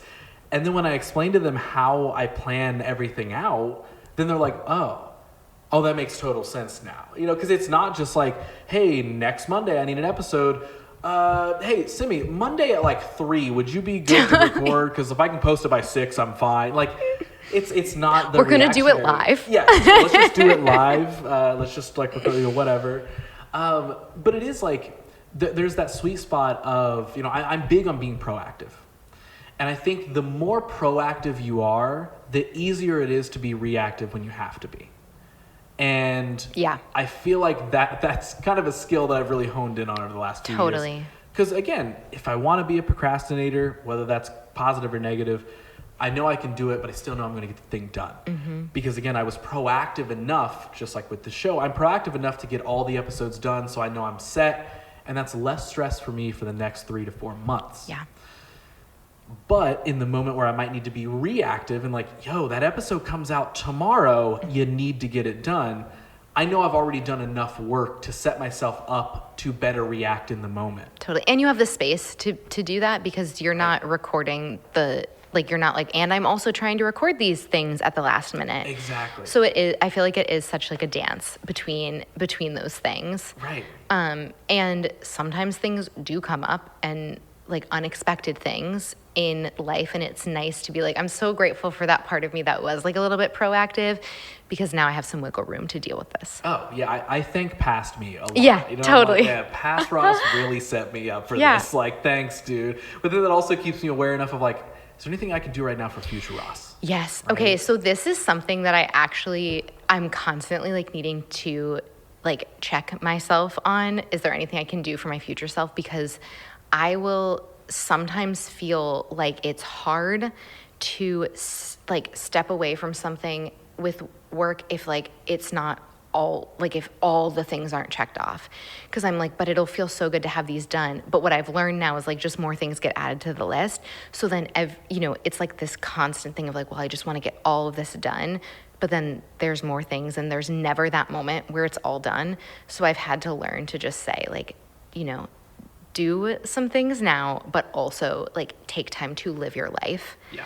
Because if you wait to live your life until everything is off this list, like it's not going to happen, because things just keep getting added to this list. 100%. Like there's a quote that I recently heard that I've kind of like ingrained into my brain as a reminder, and it's something along the lines of like, if you wait to leave town until all the lights are green, you're never going to go anywhere. Yeah. Oh, I love that. I've never heard that before. And it kind of leans into like the perfectionism idea. It leans into like well, once I have all this stuff done, then I can go. It's waiting for like that perfect moment to go that's not going to exist. You know, once every single street light is green, then I could just get out of town in one drive. It'll be so simple. It's like, well, that's not going to happen. So in fact, you're not going to go anywhere, right?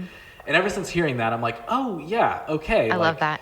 I don't have to keep starting and stopping or reversing or whatever. Like, again, just not waiting for that perfect moment of, should I go ahead and do this now, or should I wait to do that, or no, like, I think you said this earlier, like, things are always going to be changing and evolving. Yeah. There's always going to be something new that comes up. We're always going to learn something new.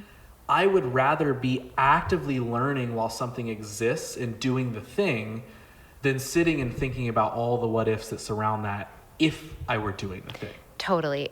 To the part of our conversation earlier when we were talking about like mindset and like understanding the why and like all this stuff, like the sort of the awareness and the analysis, I think that comes into play with that too, where it's like we can do all the self-reflection in the world, and I do think self-reflection is very valuable, but we also have to like take action, right? It's like I also have to, maybe like set the boundary.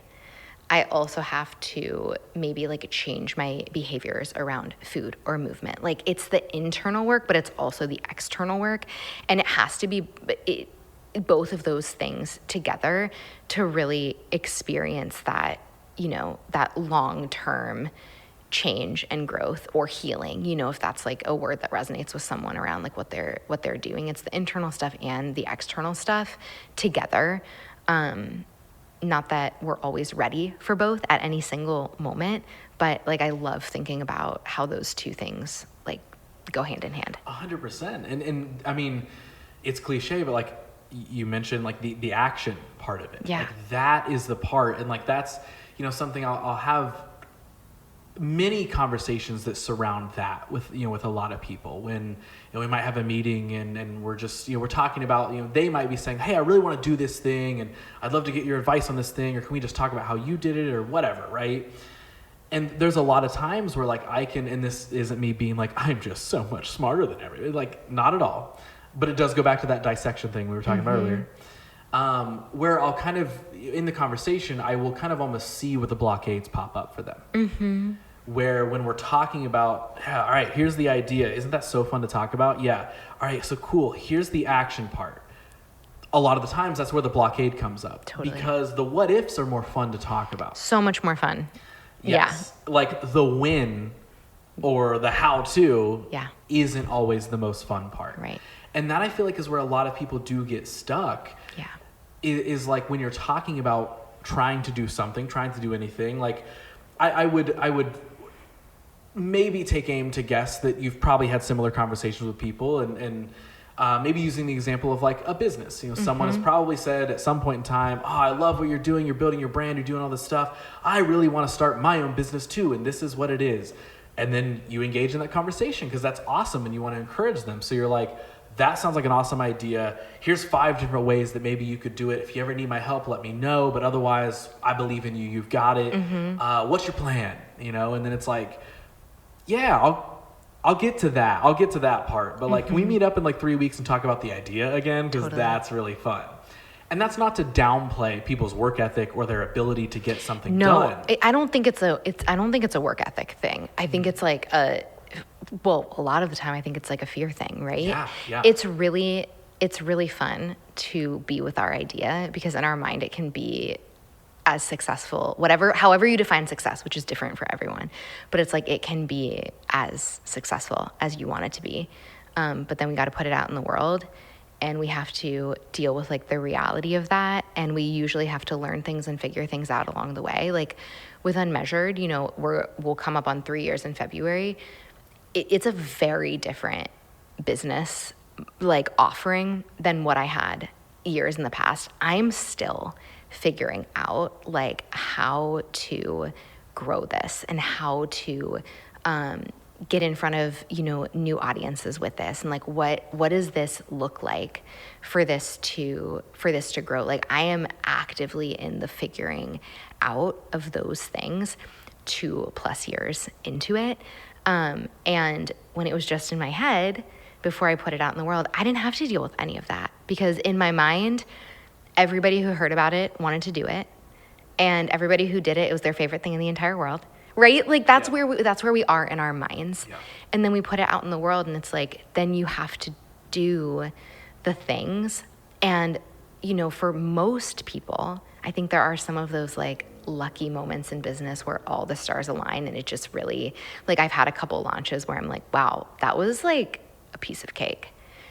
Not the majority of them, very rare, but like a couple times where I'm like, oh my gosh, like all the stars aligned, right. But most of the time it's like figuring things out and working like through the mindset stuff along the way and then needing to take action. Like I think a launch is such a great example. You have an idea, you put something out, you send that first email or you post that first thing on social media and then nothing happens. Crickets.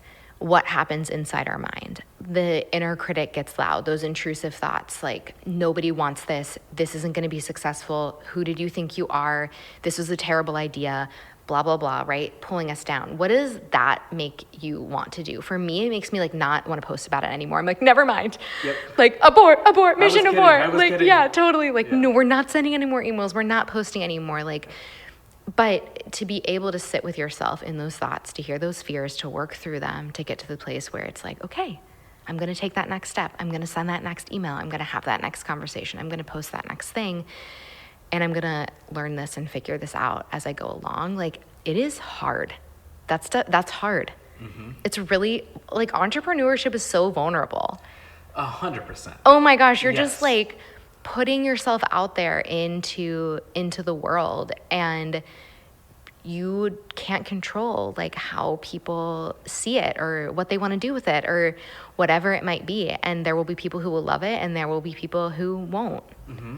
And it's like, entrepreneurship and art or creativity in any form, it's like kind of all the same thing. Yeah. And, you sort of explained it there. Like the hard part is like you're being vulnerable. You're putting a part of yourself out there because technically things that we make and things that we do, it's an extension of us, mm-hmm. right? It's something that we care about. So when we make that launch or we send that email, it's like, all right, here's a little bit of me and I hope you like it. Totally. And then when it doesn't totally work, it's like, oh, it's not just that they didn't think the brand was cool or something. But that's a little bit of me, mm-hmm. And of course that's going to make those thoughts pop up of like, so what?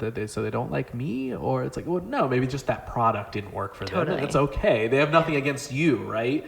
So I think so much that revolves around a lot of what we talked about is also, as much as we might be dissecting other people or thinking about this and all that sort of stuff. The majority of our conversation has been about the battle in our own heads. Yeah. Guess what? That's everyone else's battle too. Totally. No one else is paying as much of attention to you as it probably feels like they would be. Yes. And that can both be a good and a bad thing. The good part, like, it's that saying of, like, you can take the phrase nobody cares and use it in two ways. You can be like, nobody cares. That sucks. And you can also be like, hey, nobody cares. I can kind of just do whatever, right? Like, when you make that mistake, well, I mean, yeah, somebody might notice. And sure, it might be a little bit in the public eye, whatever. But also, nobody really cares. Totally. But the flip side of that is like, man, nobody cares about this yet. Like, why don't more people care? And again, that all revolves back around to, we could probably have a version of this conversation with just about anyone where they're like, I'm stuck in my head at all times. And I didn't even notice that you slipped up that word in an hour, 20 minutes into that podcast. Trust me, I wasn't paying that much attention. Loved the episode, but I didn't catch it. Like, totally. I think that all the time. Like when I'll release an episode and I'm like, wow, at specifically an hour and 13 and a half minutes, you forgot the word you were trying to say. You like stuttered. And I'm like, and now the episode is ruined. And I'm like, no, actually, I don't think anyone's probably paying that much of attention. And if they were, I don't really think they're going to be like, there it is. He messed up the word, right? Totally. And if they are, it's like, that's Also, like about them. Yeah, that's not my problem. I do have a story about that though, which is that one of the first bigger podcast interviews that I did, like when I started my business, it was like a really big deal for me. I'm like, I can't believe I get to do this podcast. Like, this is so, I can't believe this is happening. Did the interview.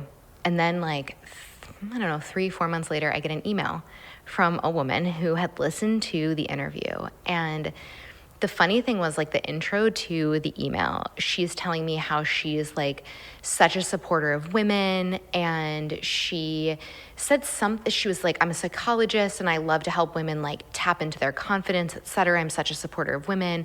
I just want to tell you that the intonation in your voice was like very irritating, and I found it hard to listen to you talking on this podcast and answering these questions. And she recommended that I work with a voice coach. I swear to you. This like actually happened to me. But it was so ridiculous that it made me laugh. Absolutely. I mean, I'm just like, this woman is so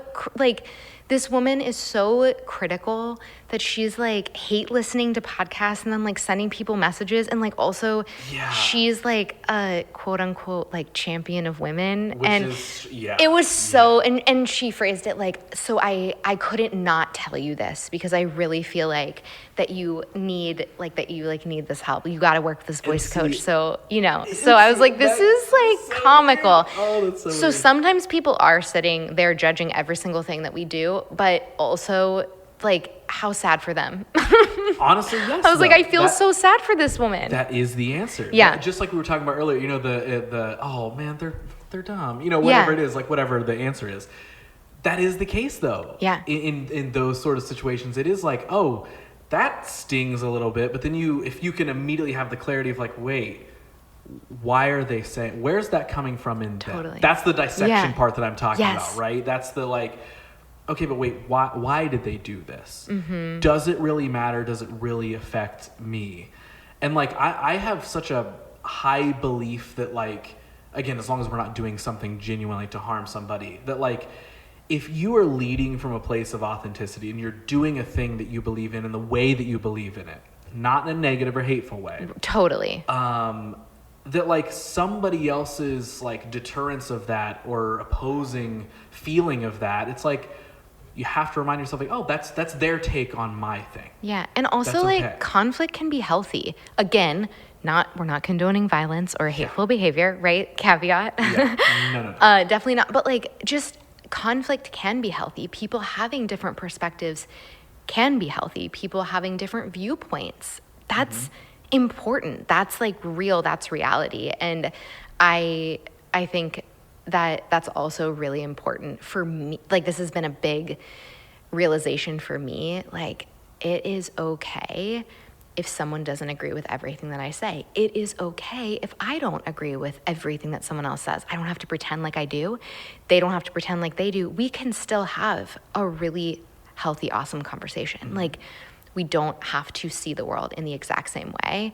And the more curious that I am with myself and the way, like, why I think the way that I do, or why I see things the way that I do, and is that how I want to continue to see things and how I want to show up, the more I can be curious with other people about that too. Like for me, it's been like incredible the way that shifting my kind of like internal reality and the way that I see myself has just made me feel so much more open to other people, because there just isn't this constant judgment going on inside, mostly directed at myself, but like you can't live in that state 24/7 and not like feel it about anyone else. Right. And I think it's kind of like the main character syndrome, right? It's because, well, we are our main characters. So it is sometimes a battle to remember like, oh, wait, everything that happens around me isn't about me. It isn't for me. Yeah. So even if somebody has a conflicting, whatever, an issue with you or something, it's like, yeah, depending on what it is, deal with it. Something like, the email about a podcast, like, oh, that's, at first it's like, how dare you say that about me, the main character? Like, why would you do? But then it's like, oh, wait, well, clearly that person was like, I'm changing the world by giving this advice. It's my mission to help her have a better voice. Because in her world, she's the main character that gives all this wonderful advice to all these people and has to have them listen. And they're like, hey, let me give you some. Don't worry, I know what you should do. Totally. It's like, it's less of like, hey, here's an opinion on it. Do with it what you will. Yeah. And way more of that, like, no, this is what you should do. And that's something I've worked on over the years, more from like a positive place, because I can easily be the overly encouraging person. And so for years, anytime anyone would tell me something they wanted to do, I'm like, that's awesome. I love it. You can do it. When can you start? How can I help? Do you need me to connect you with somebody? Like, oh my gosh, yes, can't wait. And it took me a little while to remember, like, wait, that's how I would approach something I want to do. So I'm projecting my main character traits onto this friend who, yes, would I love to see them do that thing? And do I believe that they have it in them to do it? Yes, 100%. Do I think that maybe, hey, do a little bit more work on yourself and I guarantee you'll believe that too? Sure, that's not a bad thing to believe about somebody, right? But going way back to what you said early in this podcast, like, it's not my job to make them believe or do the thing or understand. Like, can I help them hopefully believe or help encourage them? Yeah, of course, that's not a bad thing. But I learned to, like, I would immediately like attach a tiny piece of my soul to anything that anyone ever told me. You know what I mean? Where I'm like, oh my God, if you ever need help with that, like, let me know. And I still do that to an extent, but in a healthier way, where I'm not like giving energy and be like, here, take a part of my heart and go with it and bring it back to me whenever you want. Totally. I'm now like realistically like, hey, love that. You could do it. If you ever want to talk about it, I'll offer whatever opinion or advice I can on it. Or I'll connect you with somebody who can. Really hope you do that. Maybe I'll check in a month and see if you did, right? But I can also leave that interaction being like, hey, sure hope they do that. Anyway, what else is happening in life today? If they don't, not my problem. Exactly. Like, it's because I don't know, I had this weird fixation on making those things my problem often. And not in like I don't think it was ever too bad. No one has ever brought it up to me that was like, dude, you're fucking too much. So I don't think it was ever that bad, but it was more so just to myself. Like, I would beat myself up for other people. You would like feel the attachment. Yes. Yes, totally. Because like I have I don't know if it's a problem or a gift, but like I feel like I can immediately often see the potential in anything. That's Even awesome. The smallest seed of something, I'm like, oh my gosh, I don't know all the answers and I don't know how you could do it in the next 5 minutes, but it's possible. Let's talk about it. And I don't know if that's like a good or a bad thing, right? Because again, it makes me just like my gears immediately spin. And for some reason, that's just how my brain works. Totally. Anything anybody tells me, I'm like, oh my gosh, you could do this, and that. No idea if they'll work, but you could do them, right? And so I always lead with that. I'm always immediately like, oh my gosh, yes, totally do the thing. But I've learned to kind of keep myself in check and reel it in a little bit of like, all right, where can I see that their barriers are popping up? Because like, cool, let's talk about that. Maybe I can help them break down those barriers. But if it's not working or it's not going to happen, or I can just tell that maybe they're more excited about the idea than actually doing it. Totally. I'm not going to be pushy in, oh my gosh, if you don't do this idea, you're a failure, because that's how it's going to feel to them. Obviously, I would never say that. Totally. But that's how it's going to feel to them. When I think I might be encouraging someone, they're like, oh, well, shit, if I don't do it. I don't want to let him down. I don't want to let him down because, well, he just took over my business because he got too excited about it. That's something I've really tried to keep myself in check. Be like, I have 47 businesses now. The hard part is probably about 40 of them are my own. Yeah. And then I've taken on 7 more people's that actually let me be a part of their thing. But like, I don't know. I love doing that for some reason. And I wish I need to come across someone who can give me a phrase or a term for what that is. Hopefully it's Consultant. Maybe consultant.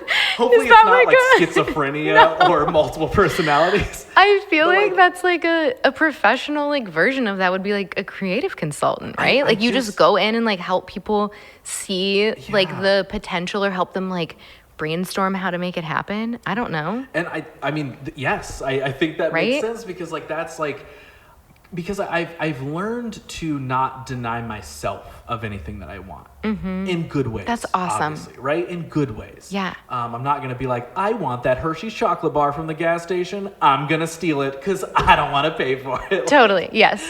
It's of course like, hey, if I want to start that second podcast, well, why not? Yeah. Why not? Why deny myself of that? And then, of course, think logically of like, okay, how could I make it happen and not add a ton of stress to my life?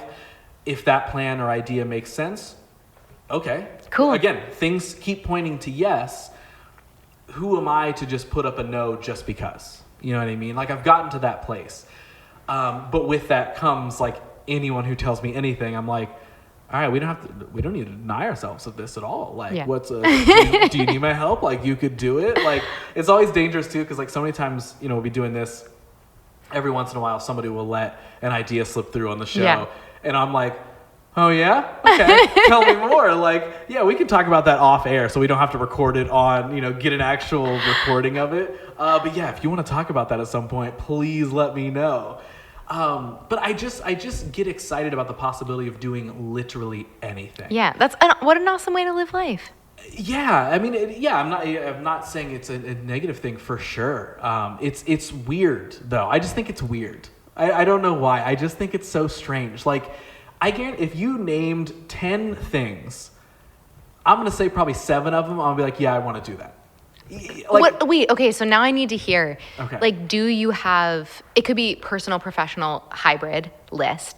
Do you kind of have like a bucket list thing? 100%. Will you share it? I love that you even brought up the idea of a bucket list. Okay, cool. Like, I think for years that became like a cliche thing almost of like, oh, the bucket list is I want to go skydiving before I die. It's like, sure, that's fun. But like, I feel like I have sort of made a blend of like professional and personal bucket list of like, all right, here's normal life items that sure you want to cross off.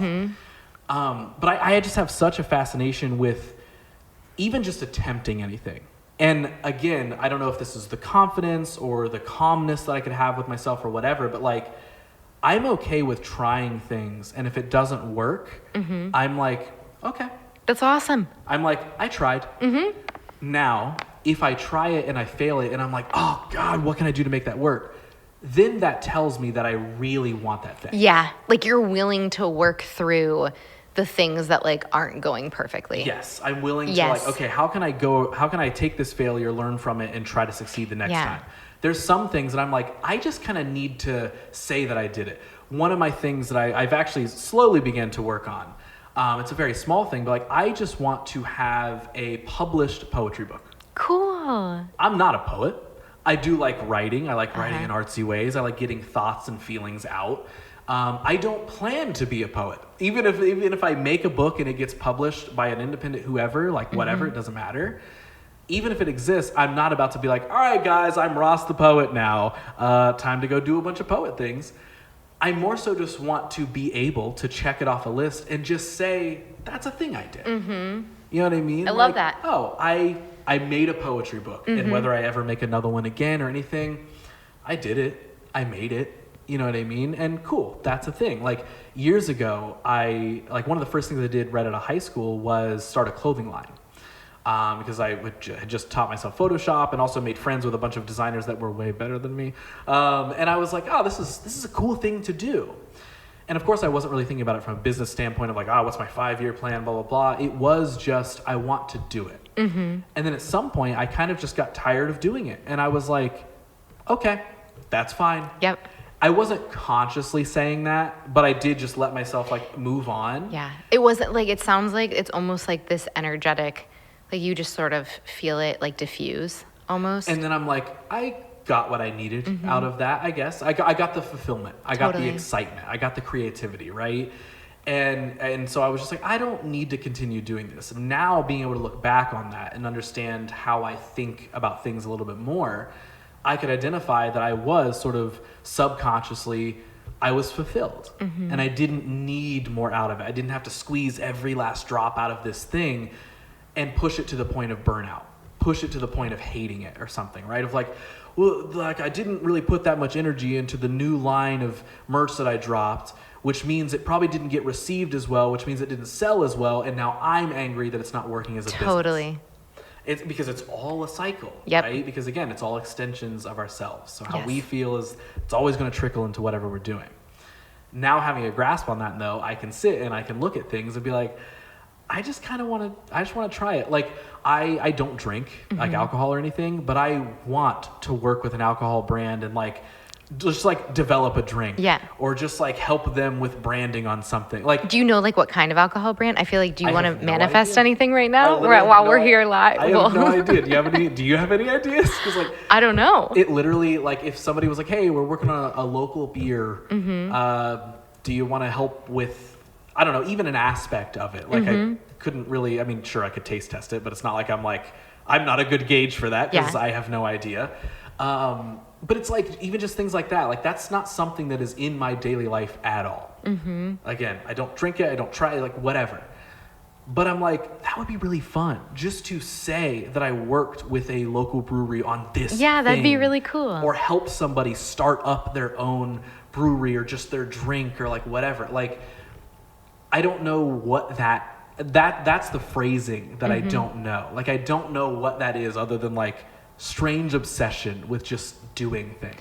Well, maybe someone's going to listen to this conversation and they are like trying to start up a brand, or they have one and they're like, wow, I'd love to consult with you on this. I would absolutely love that. Like you could get an email, after this episode goes live. You don't know. And the person's like, hey, I really want to start this brand. It's incredible. But I do have to say, your voice on that podcast. Have you considered working with a voice coach? Have you considered changing that a little bit? Have you considered changing your entire voice? Not to side quest too much, but I got a weird business email once about the podcast. Similar to yours, but it wasn't like as much of a personal attack. But the email started... They were like, have you considered changing your face? It's so like, what? It was almost that. Less personal, more branded, but this person sent me an email and they were like, hey, I just listened to this episode of the podcast, like honestly loved these points you made. Like it started out and I was like, wow, I changed this person's life, didn't I? Wow, look at this. This is amazing. They're like, I really loved what you said in this thing, blah, blah, blah, about these topics. And really, I dug a little bit more into the show, love what it's about, all this sort of stuff. And then the next paragraph was, I had some marketing ideas and I think it'd be of benefit to you if you changed the entire concept of the show and you made it more focused on, and like literally in a sentence said, I think if you change the approach for the entire show and rebranded it, I think you'd get a better audience. And I'm like, this is the most ill-composed business because you just told me you liked everything it was about and then said change all of it. They just built you up to pull you right back down. And this is why it was so strange. A sense of inner confidence is so important because you never know who's going to email you and you never know what they're going to say. And I was like, all right, I can tell this email was actually just to pitch me on hiring this person for business. It wasn't a personal email. Like it wasn't this person being like, I want to reach out. This was, I need to make a sale this month. And so I was able to be like, this is not important. But it was the strangest thing of just like, kind of like you were saying, the first half, it's pretty good. This sounds pretty nice. I'm glad they liked it. Oh, wait, no, they literally hated everything about it and think I need to change every single thing about what I do. It was wild. That's hilarious. I would love to, like, do you Do you play with the idea of like bucket lists or anything like that at all? I think so. I feel like something about me that I don't know if a lot of people resonate with this or if it's just the cheese stands alone, but it's really hard for me to like think about where I want to be in my life like 5 years from now. Like I've never been able to be like, here's my 5-year plan. Even in my business, it's hard for me to plan out like a year or set annual goals or anything like that. Like I don't know what it is about my brain, but it's like it doesn't want to go there. It can't go there. And I think it's because I really like to be able to be like very intuitive in the moment. But I also am like, as a business owner, understand that I have to balance that with like having a plan and being like a bit strategic, you know? So that's like a constant challenge for me in business. But the things that come to mind where I'm like, I really hope that I get to experience this in my life. Number one, living by the ocean. I want to live by the ocean so badly. I love, like, nothing makes me happier than being by the ocean. It is my most, like, happy place. I feel like I am 200% like myself when I'm there. Nice, I just love it. So that's like my big, I would say like a dream for my life. I also like have a dream for like when my kids are a lot older that they'll like want to come home and they'll want to like hang out when they're adults and like, you know, bring their friends or significant others or families. And like, so I have sort of a, you know, like a family stone like idea of like, I hope they just want to come home and like be there. Yeah. So that, and I really like in terms of business, I would love to have a big like in-person event for Unmeasured where like the hundreds of members from like all over could come together. Or if I can, you know, continue growing it, maybe there will be more members than that, right? Like I really would love to do something like a huge just like in-person event where we can all be together. So that's sort of like a business dream. And I don't know, that's kind of where it stops. Yeah, no, that's fair. That's my list. That's fair. And I don't think... I hope my kids like me when they're older. That's there's my list. I want my kids to hang out with me when I'm older. Is that a bucket list? Sure, there we go. No, I of course those count. Those are great things. Like I feel like that's why I say I feel like my things are just weird random things. I mean, I liked I think those are great, and I feel like you might have like planted the seeds for them to happen in this conversation. I feel like I've told poet friends of mine that I want to do that. So that way I can come to them and be like, hey, I did this thing. What do I do now? Totally. Because like for me, it is just like, is it real enough? Like another one of my things is like, I just want to have a skate deck, like a custom skate deck that I make sold in a skate shop. Mm-hmm. For me, I don't need that to be a line of 1,000 skate decks sold and I'm a pro skater and I'm taking over this is how simple a lot of my bucket list items are.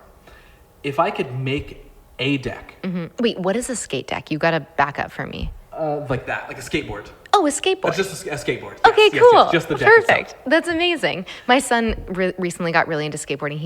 Do you go to Skate Naked? I'm aware of it, but I don't. Okay, he goes there and takes lessons, is like really into it. And I'm going to now know the terminology of a skate deck. Do you know the person who gives him the lessons at all? Do you remember their name? Scar. Okay. Short for Scarlet. Okay, I was going to say, one of my close friends, Aaron Hopgood, is he trains a lot of kids in skating and stuff. I was gonna be like, whoa, did this It could be Aaron. I think there's someone named C, maybe. Potentially. If he was here, he'd be like, oh yeah, I know all of those people. But yeah, I was about to be like, oh my gosh, is that the person? I mean, that'd be amazing. I'm sure he's probably around. I love it. Well, I'm like, now I feel so hip to the terminology skate deck. Yeah. I'll go home and use that tonight. Like, hey, how'd you feel on your skate deck How today? Was your skate deck plus 4 wheels? Like, you just call it a skateboard. Like, it's a skateboard. Because, I mean, you know, skateboard, skate deck, whatever. Either way, I literally would be fine with, like, if I designed one and there were, like, 2 in a shop somewhere via a friend of mine, right? Yep. Who's like, sure, we'll hang it up for you. Mm-hmm. And if it was just in a shop, I'd be like, cool. I love it. Checked off the list. Like, just to experience, like, having an idea, making it a reality. And it doesn't have to be a mind-blowing, world-changing thing. Like, I have a lot of those sort of goals that I am just like, hey, I just want to experience this. Like, did you ever watch the show that used to be on MTV called The Buried Life? No. So Is it reality TV? Yes. I love reality TV, so. So I'm not a reality TV lover, but this is like what I would call like good reality TV in the sense of like, Awesome. It's not, I call a lot of it like trash TV. Like, it's like there's just chaos happening. It's Yes. car crash TV, So right? much chaos. Yes. This is more, it's literally centered around this group of friends traveling the world, and while simultaneously helping themselves check things off their bucket list, Oh, cool. they find other people and help them check something off their bucket list as well. That's so sweet. And the lead guy's name's Ben Nimpton, and he, he's like an author. He does a lot of public speaking events that center around living the best version of your life you can, whether that's big or small, in between. And like the whole idea of like the buried life concept, which is something so fun that I recently learned listening to an interview with him, is like, you think about that and you're like, oh, like things to do before you die. And he's like, well, no, actually the phrasing more so comes from doing the things that we tend to bury in our life and not pursue. That's so cool. So it's I love less that. about like, I got to do this before I die. Oh my God. And more so like, hey, remember that idea that you had when you were like 18 that you thought you kind of wanted to do a ballet recital? What if you just brought that up and just I don't know, break it back out and just find a local recital somewhere? Like, that's how they break things down, is like, remember, it doesn't have to be an insane life change. Find out what amount of it like you need from it. So if there is a person who is like, I used to do ballet all the time, I wanted to do this dope recital for this theater group or whatever, but I never made it. Well, what if now you contacted them, told them that story? Maybe there's a chance, as long as they're good people, there's probably a good chance they'd be like, come on in, come do a show with us. Totally. And definitely if you had camera crews from MTV, they'd let you come in and do it. Of course, they're also going to be like, you're filming for MTV? Yeah. Absolutely. Come on in. And it's like, and it's so fun because like all those guys, like they did and do that stuff now without the show even happening. And it's like, it's so much fun. That's awesome. And there's just so many small things. Like I remember there was in an episode of one of the shows, one of their goals was to be knighted, officially knighted. You take the sword and do all that sort of stuff. And I think they went and did it in like sort of a real way, but obviously not like they're going to a king and they're being like, they like got knighted. And then they were like, oh, I guess this is kind of cool. And they were like at some medieval festival or something. Medieval times. Yeah. They were at some like Renaissance festival, whatever. And they were walking around like in this knight suit, like, I'm a knight, awesome. But then what would happen is like kids kept coming up to him and be like, oh my God, that's a knight, like that's so sick.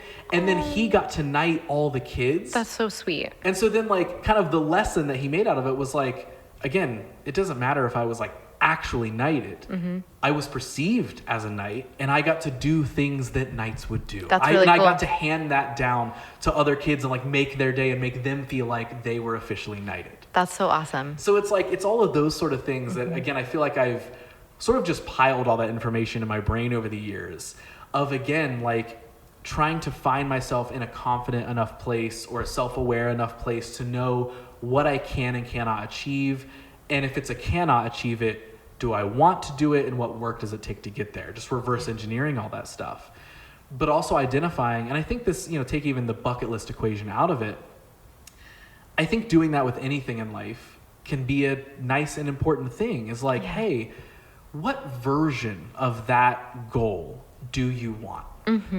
Because I think we most of the time think of like end all be all. Right. Like as big as it could possibly be. This is the thing, right? That's the scenarios we play out in our head, which is why we beat ourselves up and all that sort of stuff. It's either this or nothing. Yeah. And I've done a lot of work on myself to be able to identify like, wait, you don't actually want that. It's not that or nothing. It's sure that's an option, but there's this one, this one, this one, this one, and that one. Totally. And for some reason that idea just sounds fun to me. Yeah. Just to sit and say, I did this thing. Yeah. And someone could be like, oh, did you make a lot of money from that skateboard? Or did you make a lot of money from that poetry book or whatever? I'd be like, no, not at all. One person bought it and it was $10. But just being able to say, I sold a skateboard in a skateboard shop. Yeah. That sounds fun to me for some reason. It also sounds like from what you've shared that you can really trust like your energy in a creative process to know if it's time to walk away from it or if it's time to do more. Like maybe you create this skate deck and it's, one, and it goes to a shop and you're like, honestly, that was my favorite thing I've ever done and I've got to do more of it. Like It could be that kind of thing where you're like, I would feel so sad if I never got to do more of this. Like I want to do more. And maybe it does grow, or maybe you do it and you're like, that was awesome and I don't have to think about this anymore. 100%. Like I feel like you can trust your energy and your response. Also, when you were sharing about the buried life, I realized that I do have one like kind of small bucket list thing, which is that there is this professional dancer and she is a choreographer. Her name is Gallon Hooks, I think. Okay. I think it's Gallon Hooks. I'm like love following her on Instagram. I literally sometimes when I'm just like I need a mood boost, I'll just watch all her reels of the classes that she teaches and like the dances that she choreographs. And she does these workshops. Many of them are for professional dancers who are doing like backup dancing and things like that. But she does these beginner workshops and she's mostly over, like she does a lot of them in London and New York, and occasionally she has a beginner one, and I want to take my sister and I to one so badly. And so that would be like a little one where I'm like, it would be like a one-time thing, but I just think that would be so cool. That would be so cool, right? And like the thing is like that is possible. Totally. Like, it's like, going to happen. Yes, 100%. It's not this like, I want to do this and I want to become. I want to be a backup dancer for Ariana Grande. And I want to go on tour for the next 5 years. Totally. Like, wouldn't that be cool? Yes, I can't do it. Yeah. Like, no, yes, like things like that is, whether it's cheesy or not, like I don't care. Like I have loved to, I would say probably in the last like 6 months, I've started bringing up in conversations bucket lists to people. Mm-hmm. I'm like, do you have one? Do you think about it? And what's so fun is there's been a handful of people that I've talked to about it who will follow up with me like a week or two later and they're like, hey, so I started writing things out for my bucket list. I love and it. It's actually so cool. And I've been like focusing on this and writing these things down or whatever. And I'm like, oh, that's actually so sick that like just a conversation about it made them begin to even think about, not to make it sound this dramatic, but like it made them think about life a little bit differently of like, wait, maybe I can let myself do fun things. And it doesn't have to be surrounded by money or fame or attention or whatever. Like I don't need people to think I'm a pro skateboarder. Mm-hmm. Like I'm not. I never got that good at it. But the idea of selling a deck in a shop, that sounds fun. Yeah. So cool. If I can do that, all right, awesome. Again, I don't need to be a poet. That's fine. But making a poetry book sure would be cool. Totally. And having a friend of mine that I know or something like, hey, I bought your book. Oh my God, that's so sick. Like, I don't even care if you read it. Like, that's just dope that you have it, Yes. that it exists feasibly, physically in the world. So before we spend another hour talking about bucket lists, because I want to sit and be like, all right, Simi, let's think. Do you think of all the things you want to put on your bucket list? Let's talk about it. I would love kind of adjacent to that, like, where are things at with Unmeasured right now? Mm-hmm. And like, where do you want it to be? What things do you want? I know you've touched on a few of them, but like, I'm not asking for the 5-year plan, but like, where are you at with it now? What all does it do? And what are you hoping to see it grow into? Yeah. So where it's at right now, I will say first and foremost that I just love it. Like I love getting to create the content for it. I love connecting with the people in the community. There's just a lot of joy around the work. We're getting ready to do with the Wonder Jam with Wonderly, we're getting ready to do a huge upgrade. When we're recording this, it'll be like 2 weeks in the future. So getting ready to roll it out. Previously, it has been a limited, so it's a virtual monthly bar membership. And when you log in, you have like a limited number of videos that you have access to that you can watch anytime. There are 20-minute classes and 40-minute classes and tutorials. And each week I add 2 new classes, but I take away the 2 oldest. So you basically have like a library of 15 at all times.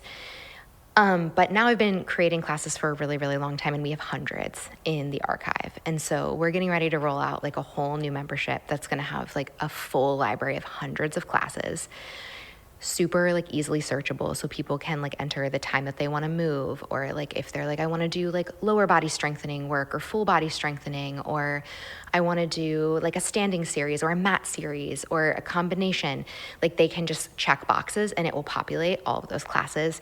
Like they can favorite classes and like go back and revisit them, and then still new content will get added. I'm so excited about this next iteration of it because it just opens up a lot of room for creativity. Like I can have guest instructors come in. I can have classes that are a lot of different lengths. Like previously it was like 20 and 40, and that I kind of had to stay within that structure because that's literally how we built the membership, because that's how I saw it in the beginning. But now I'm like, oh, I could do like a 10-minute class. I could do a 30-minute class, and like it all fits in with the tags. So it feels like there's a lot of room for creativity in terms of like actual content creation. There's also live classes as part of the membership. So like we'll continue to do those. What do I want it to be? I want it to continue to be a space where people can come and find joy in moving their bodies and feel like exactly as they are, that they get to celebrate themselves and they get to celebrate their bodies through movement. I want it to be a place that helps people deepen connection with themselves. I want people to walk off their mat and feel like, you know what, I trust myself a little bit more. And that I think will be a through line no matter what. I would love in the future to have some partnerships with like companies or businesses or organizations where they offer this to their employees. That's been like a part of the dream for it since day one. It hasn't been something where like action has been taken, like where we've really like, taken action around yet, but it's part of the plan. Part of the plan is doing like more YouTube stuff in 2023. I haven't done anything on YouTube.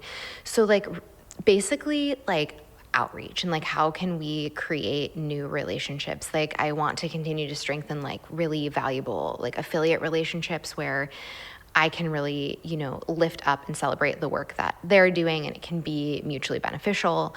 Those are things that I hope to focus on in 2023. And I would also love to have an opportunity, like a bit of a, like an experience where I work with other fitness instructors or studios where I can like share the sort of like unmeasured principles with them and they can apply it to their own spaces. So these are all part of like the long-term vision and the long-term goal. And sort of what I've experienced is that I am at a place with Unmeasured where it really is just, it's steady. And it's sort of like at the max that it can be with my audience and my community, if that makes sense. So it's like, it's in a really, it's good. It's steady. It's like healthy. And I have these ideas for how I can share it with people in different ways, or how, I can grow it. And also just open to be like, what will happen? Like maybe I'll have a conversation with a company or an organization and like an idea will come from that. Or maybe I'll like try to make those partnerships happen and they won't, but like something else will come from that. So yeah, like lots of ideas, and I feel like we're slowly getting to the point where like we're going to be able to execute and take action on them. So that's where it is. I love that. It's like really solid though. Like I know what the community loves. I feel like I know that what I hope most people to be experiencing. I mean, it's a monthly membership, so like there is a churn rate, right? People come and go all the time, but like our members who are there, like I feel like I've gotten enough feedback and we've like iterated enough that I know like what I hope they are experiencing that they're experiencing. Yeah. What has, whether it's when it was more so just you as a health coach or with Unmeasured, like what's your favorite part of doing this? Like what has been the favorite, like even if it's maybe a specific story or something, but like in general, like what's your favorite part of having done any of this? Well, my favorite part is just having an idea and like it's like magic. You get to make something out of nothing. Nothing exists, and then you come up with an idea and then you like bring it into the world. It's like I just think that's the coolest part. I actually never thought of myself as a creative person until I started my business. And I now realize like I do think in some ways like I have a very creative mind, but just not in like the more like traditional ways. And entrepreneurship like has helped me to tap into my creativity so much. So I love that. And I love writing. So when I'm like really in the flow with writing, that's like one of my favorite things. And then just really getting to hear someone's story and getting to hold space for them in whether it's literally like a DM from an Unmeasured member or, you know, in a deep one-on-one coaching relationship with someone, just because I know what it was like to have everything like pushed down and not feel like I could share, to be able to hold space for someone to just get to like let that out and let it like come up and out is just such an honor. So those are some of my you know, like favorite parts of having had this business. Yeah, no, I love that. That is awesome. Simi, this has been such a fun conversation. For me too. Thank you. I really, really cannot thank you enough. This is like, again, you were on my list of people I wanted on the show for a minute.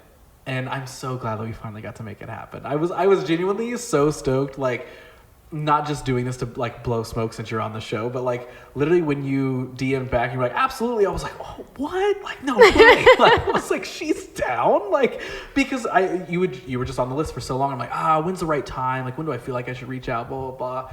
So yeah, literally you being like, I'm down. I'm like, oh, nice. Like, what a get. Like, this is sick. I'm so happy that you invited me on and that I got to come and chat with you about this. It's been so lovely. Yeah, this has been so fun. So, barring any like big things that you feel like we haven't covered, if we need to take another hour, if you feel like we need to dive into something else, is there anything that comes to mind? Are you okay?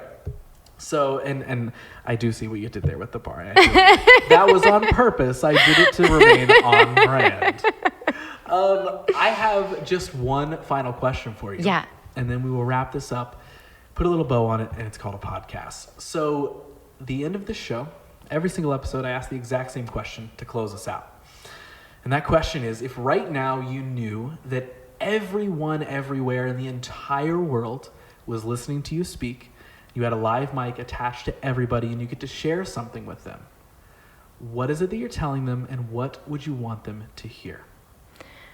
Well, I think it would be that you're worth the effort.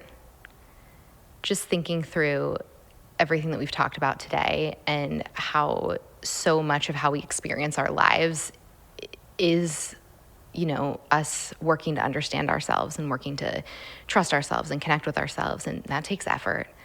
It takes effort to feel like we can be who we really are, who we're meant to be. So I think just that people are worth the effort.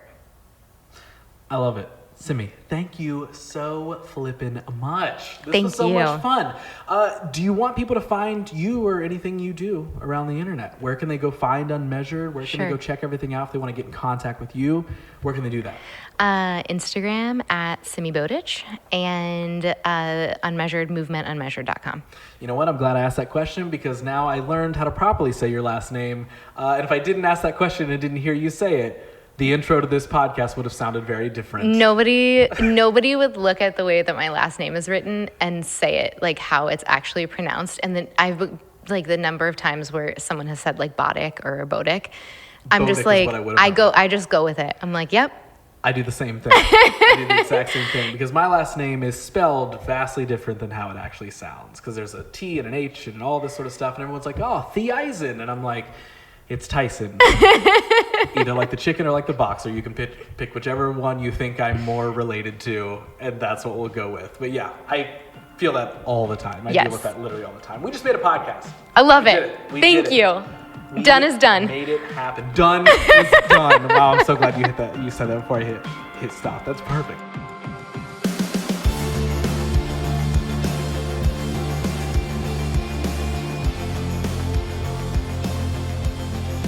All right, so to keep up with everything Simi is doing, follow her at Simi Botic. Botic is spelled B-O-T-I-C. There is no C-H at the end, just like we learned in that episode. Highly suggest doing that, though, if you liked anything you heard within this episode, because Simi is just like a continuous wealth of knowledge and encouragement on her social media. Especially with everything that she's building with Unmeasured, that of which you can also go follow at Movement Unmeasured. Go check it out and snag that 7-day free trial that she's got going on right now. And of course, also follow the show at WYDH Pod. I tell you to follow me, but I currently, I still don't have that official Instagram locked down, so I don't know where to tell you to go for that. But what I do know to tell you to do is, well, more so ask you kindly, of course, to hit that follow button, hit that subscribe button, the like button, whether you're on YouTube, whether you're on Spotify, Apple Podcasts, wherever you might be listening to this at. Just smash all the buttons, like the kids say. Like, share, comment, subscribe, do all the things that everyone just like me is asking you to do every single day on the internet. For real, though, it does go a long way. It helps growing shows like this one and growing creators like myself. So do what you can if you will. I also, of course, urge you to go check out our sponsors from this week. If you're looking for a place to live now or in the future, the place to go is River and Rich. Live in an awesome community, an awesome art-filled area and community. They've got 1-bed, 2-bed, and townhouse-style apartments. Go set up a tour and check it all out by, of course, just going and visiting them in person, or you can get all the info that you need from riverandrichcolumbus.com. And a reminder that right now, if you do decide to move in, you can use the code WYDHPOD for half off your deposit. And if you find a place to live, maybe you want to go to a concert as well, and Promo West Productions is bringing you a lot of those here in Columbus. You can visit promowestlive.com to find all the information you need, or to find out what other shows are coming through Columbus, and then you can go snag your tickets at AXS.com. And finally, Ope Cold Brew. It's dang good, and it's available in a 4-pack or in a subscription brought straight to your door. So to place an order, set up that subscription, or just find further information in general, visit opecoldbrew.com. All right, that is 74 episodes down, a lot more to go. Well, at least I hope there is. Thank you to all the sponsors. A big thank you to Simi for being on the show and sharing her story with me. And of course, a big thank you to you, my dear listener. I love making this show. I love that people like listening to it. I love that people support it. So thank you very, very much. The train keeps rolling. The machine ain't shutting down because, as always, I'll be back with a brand new episode the Monday after next, bringing you a brand new guest that you may or may not know of as they share a story that you for sure never heard.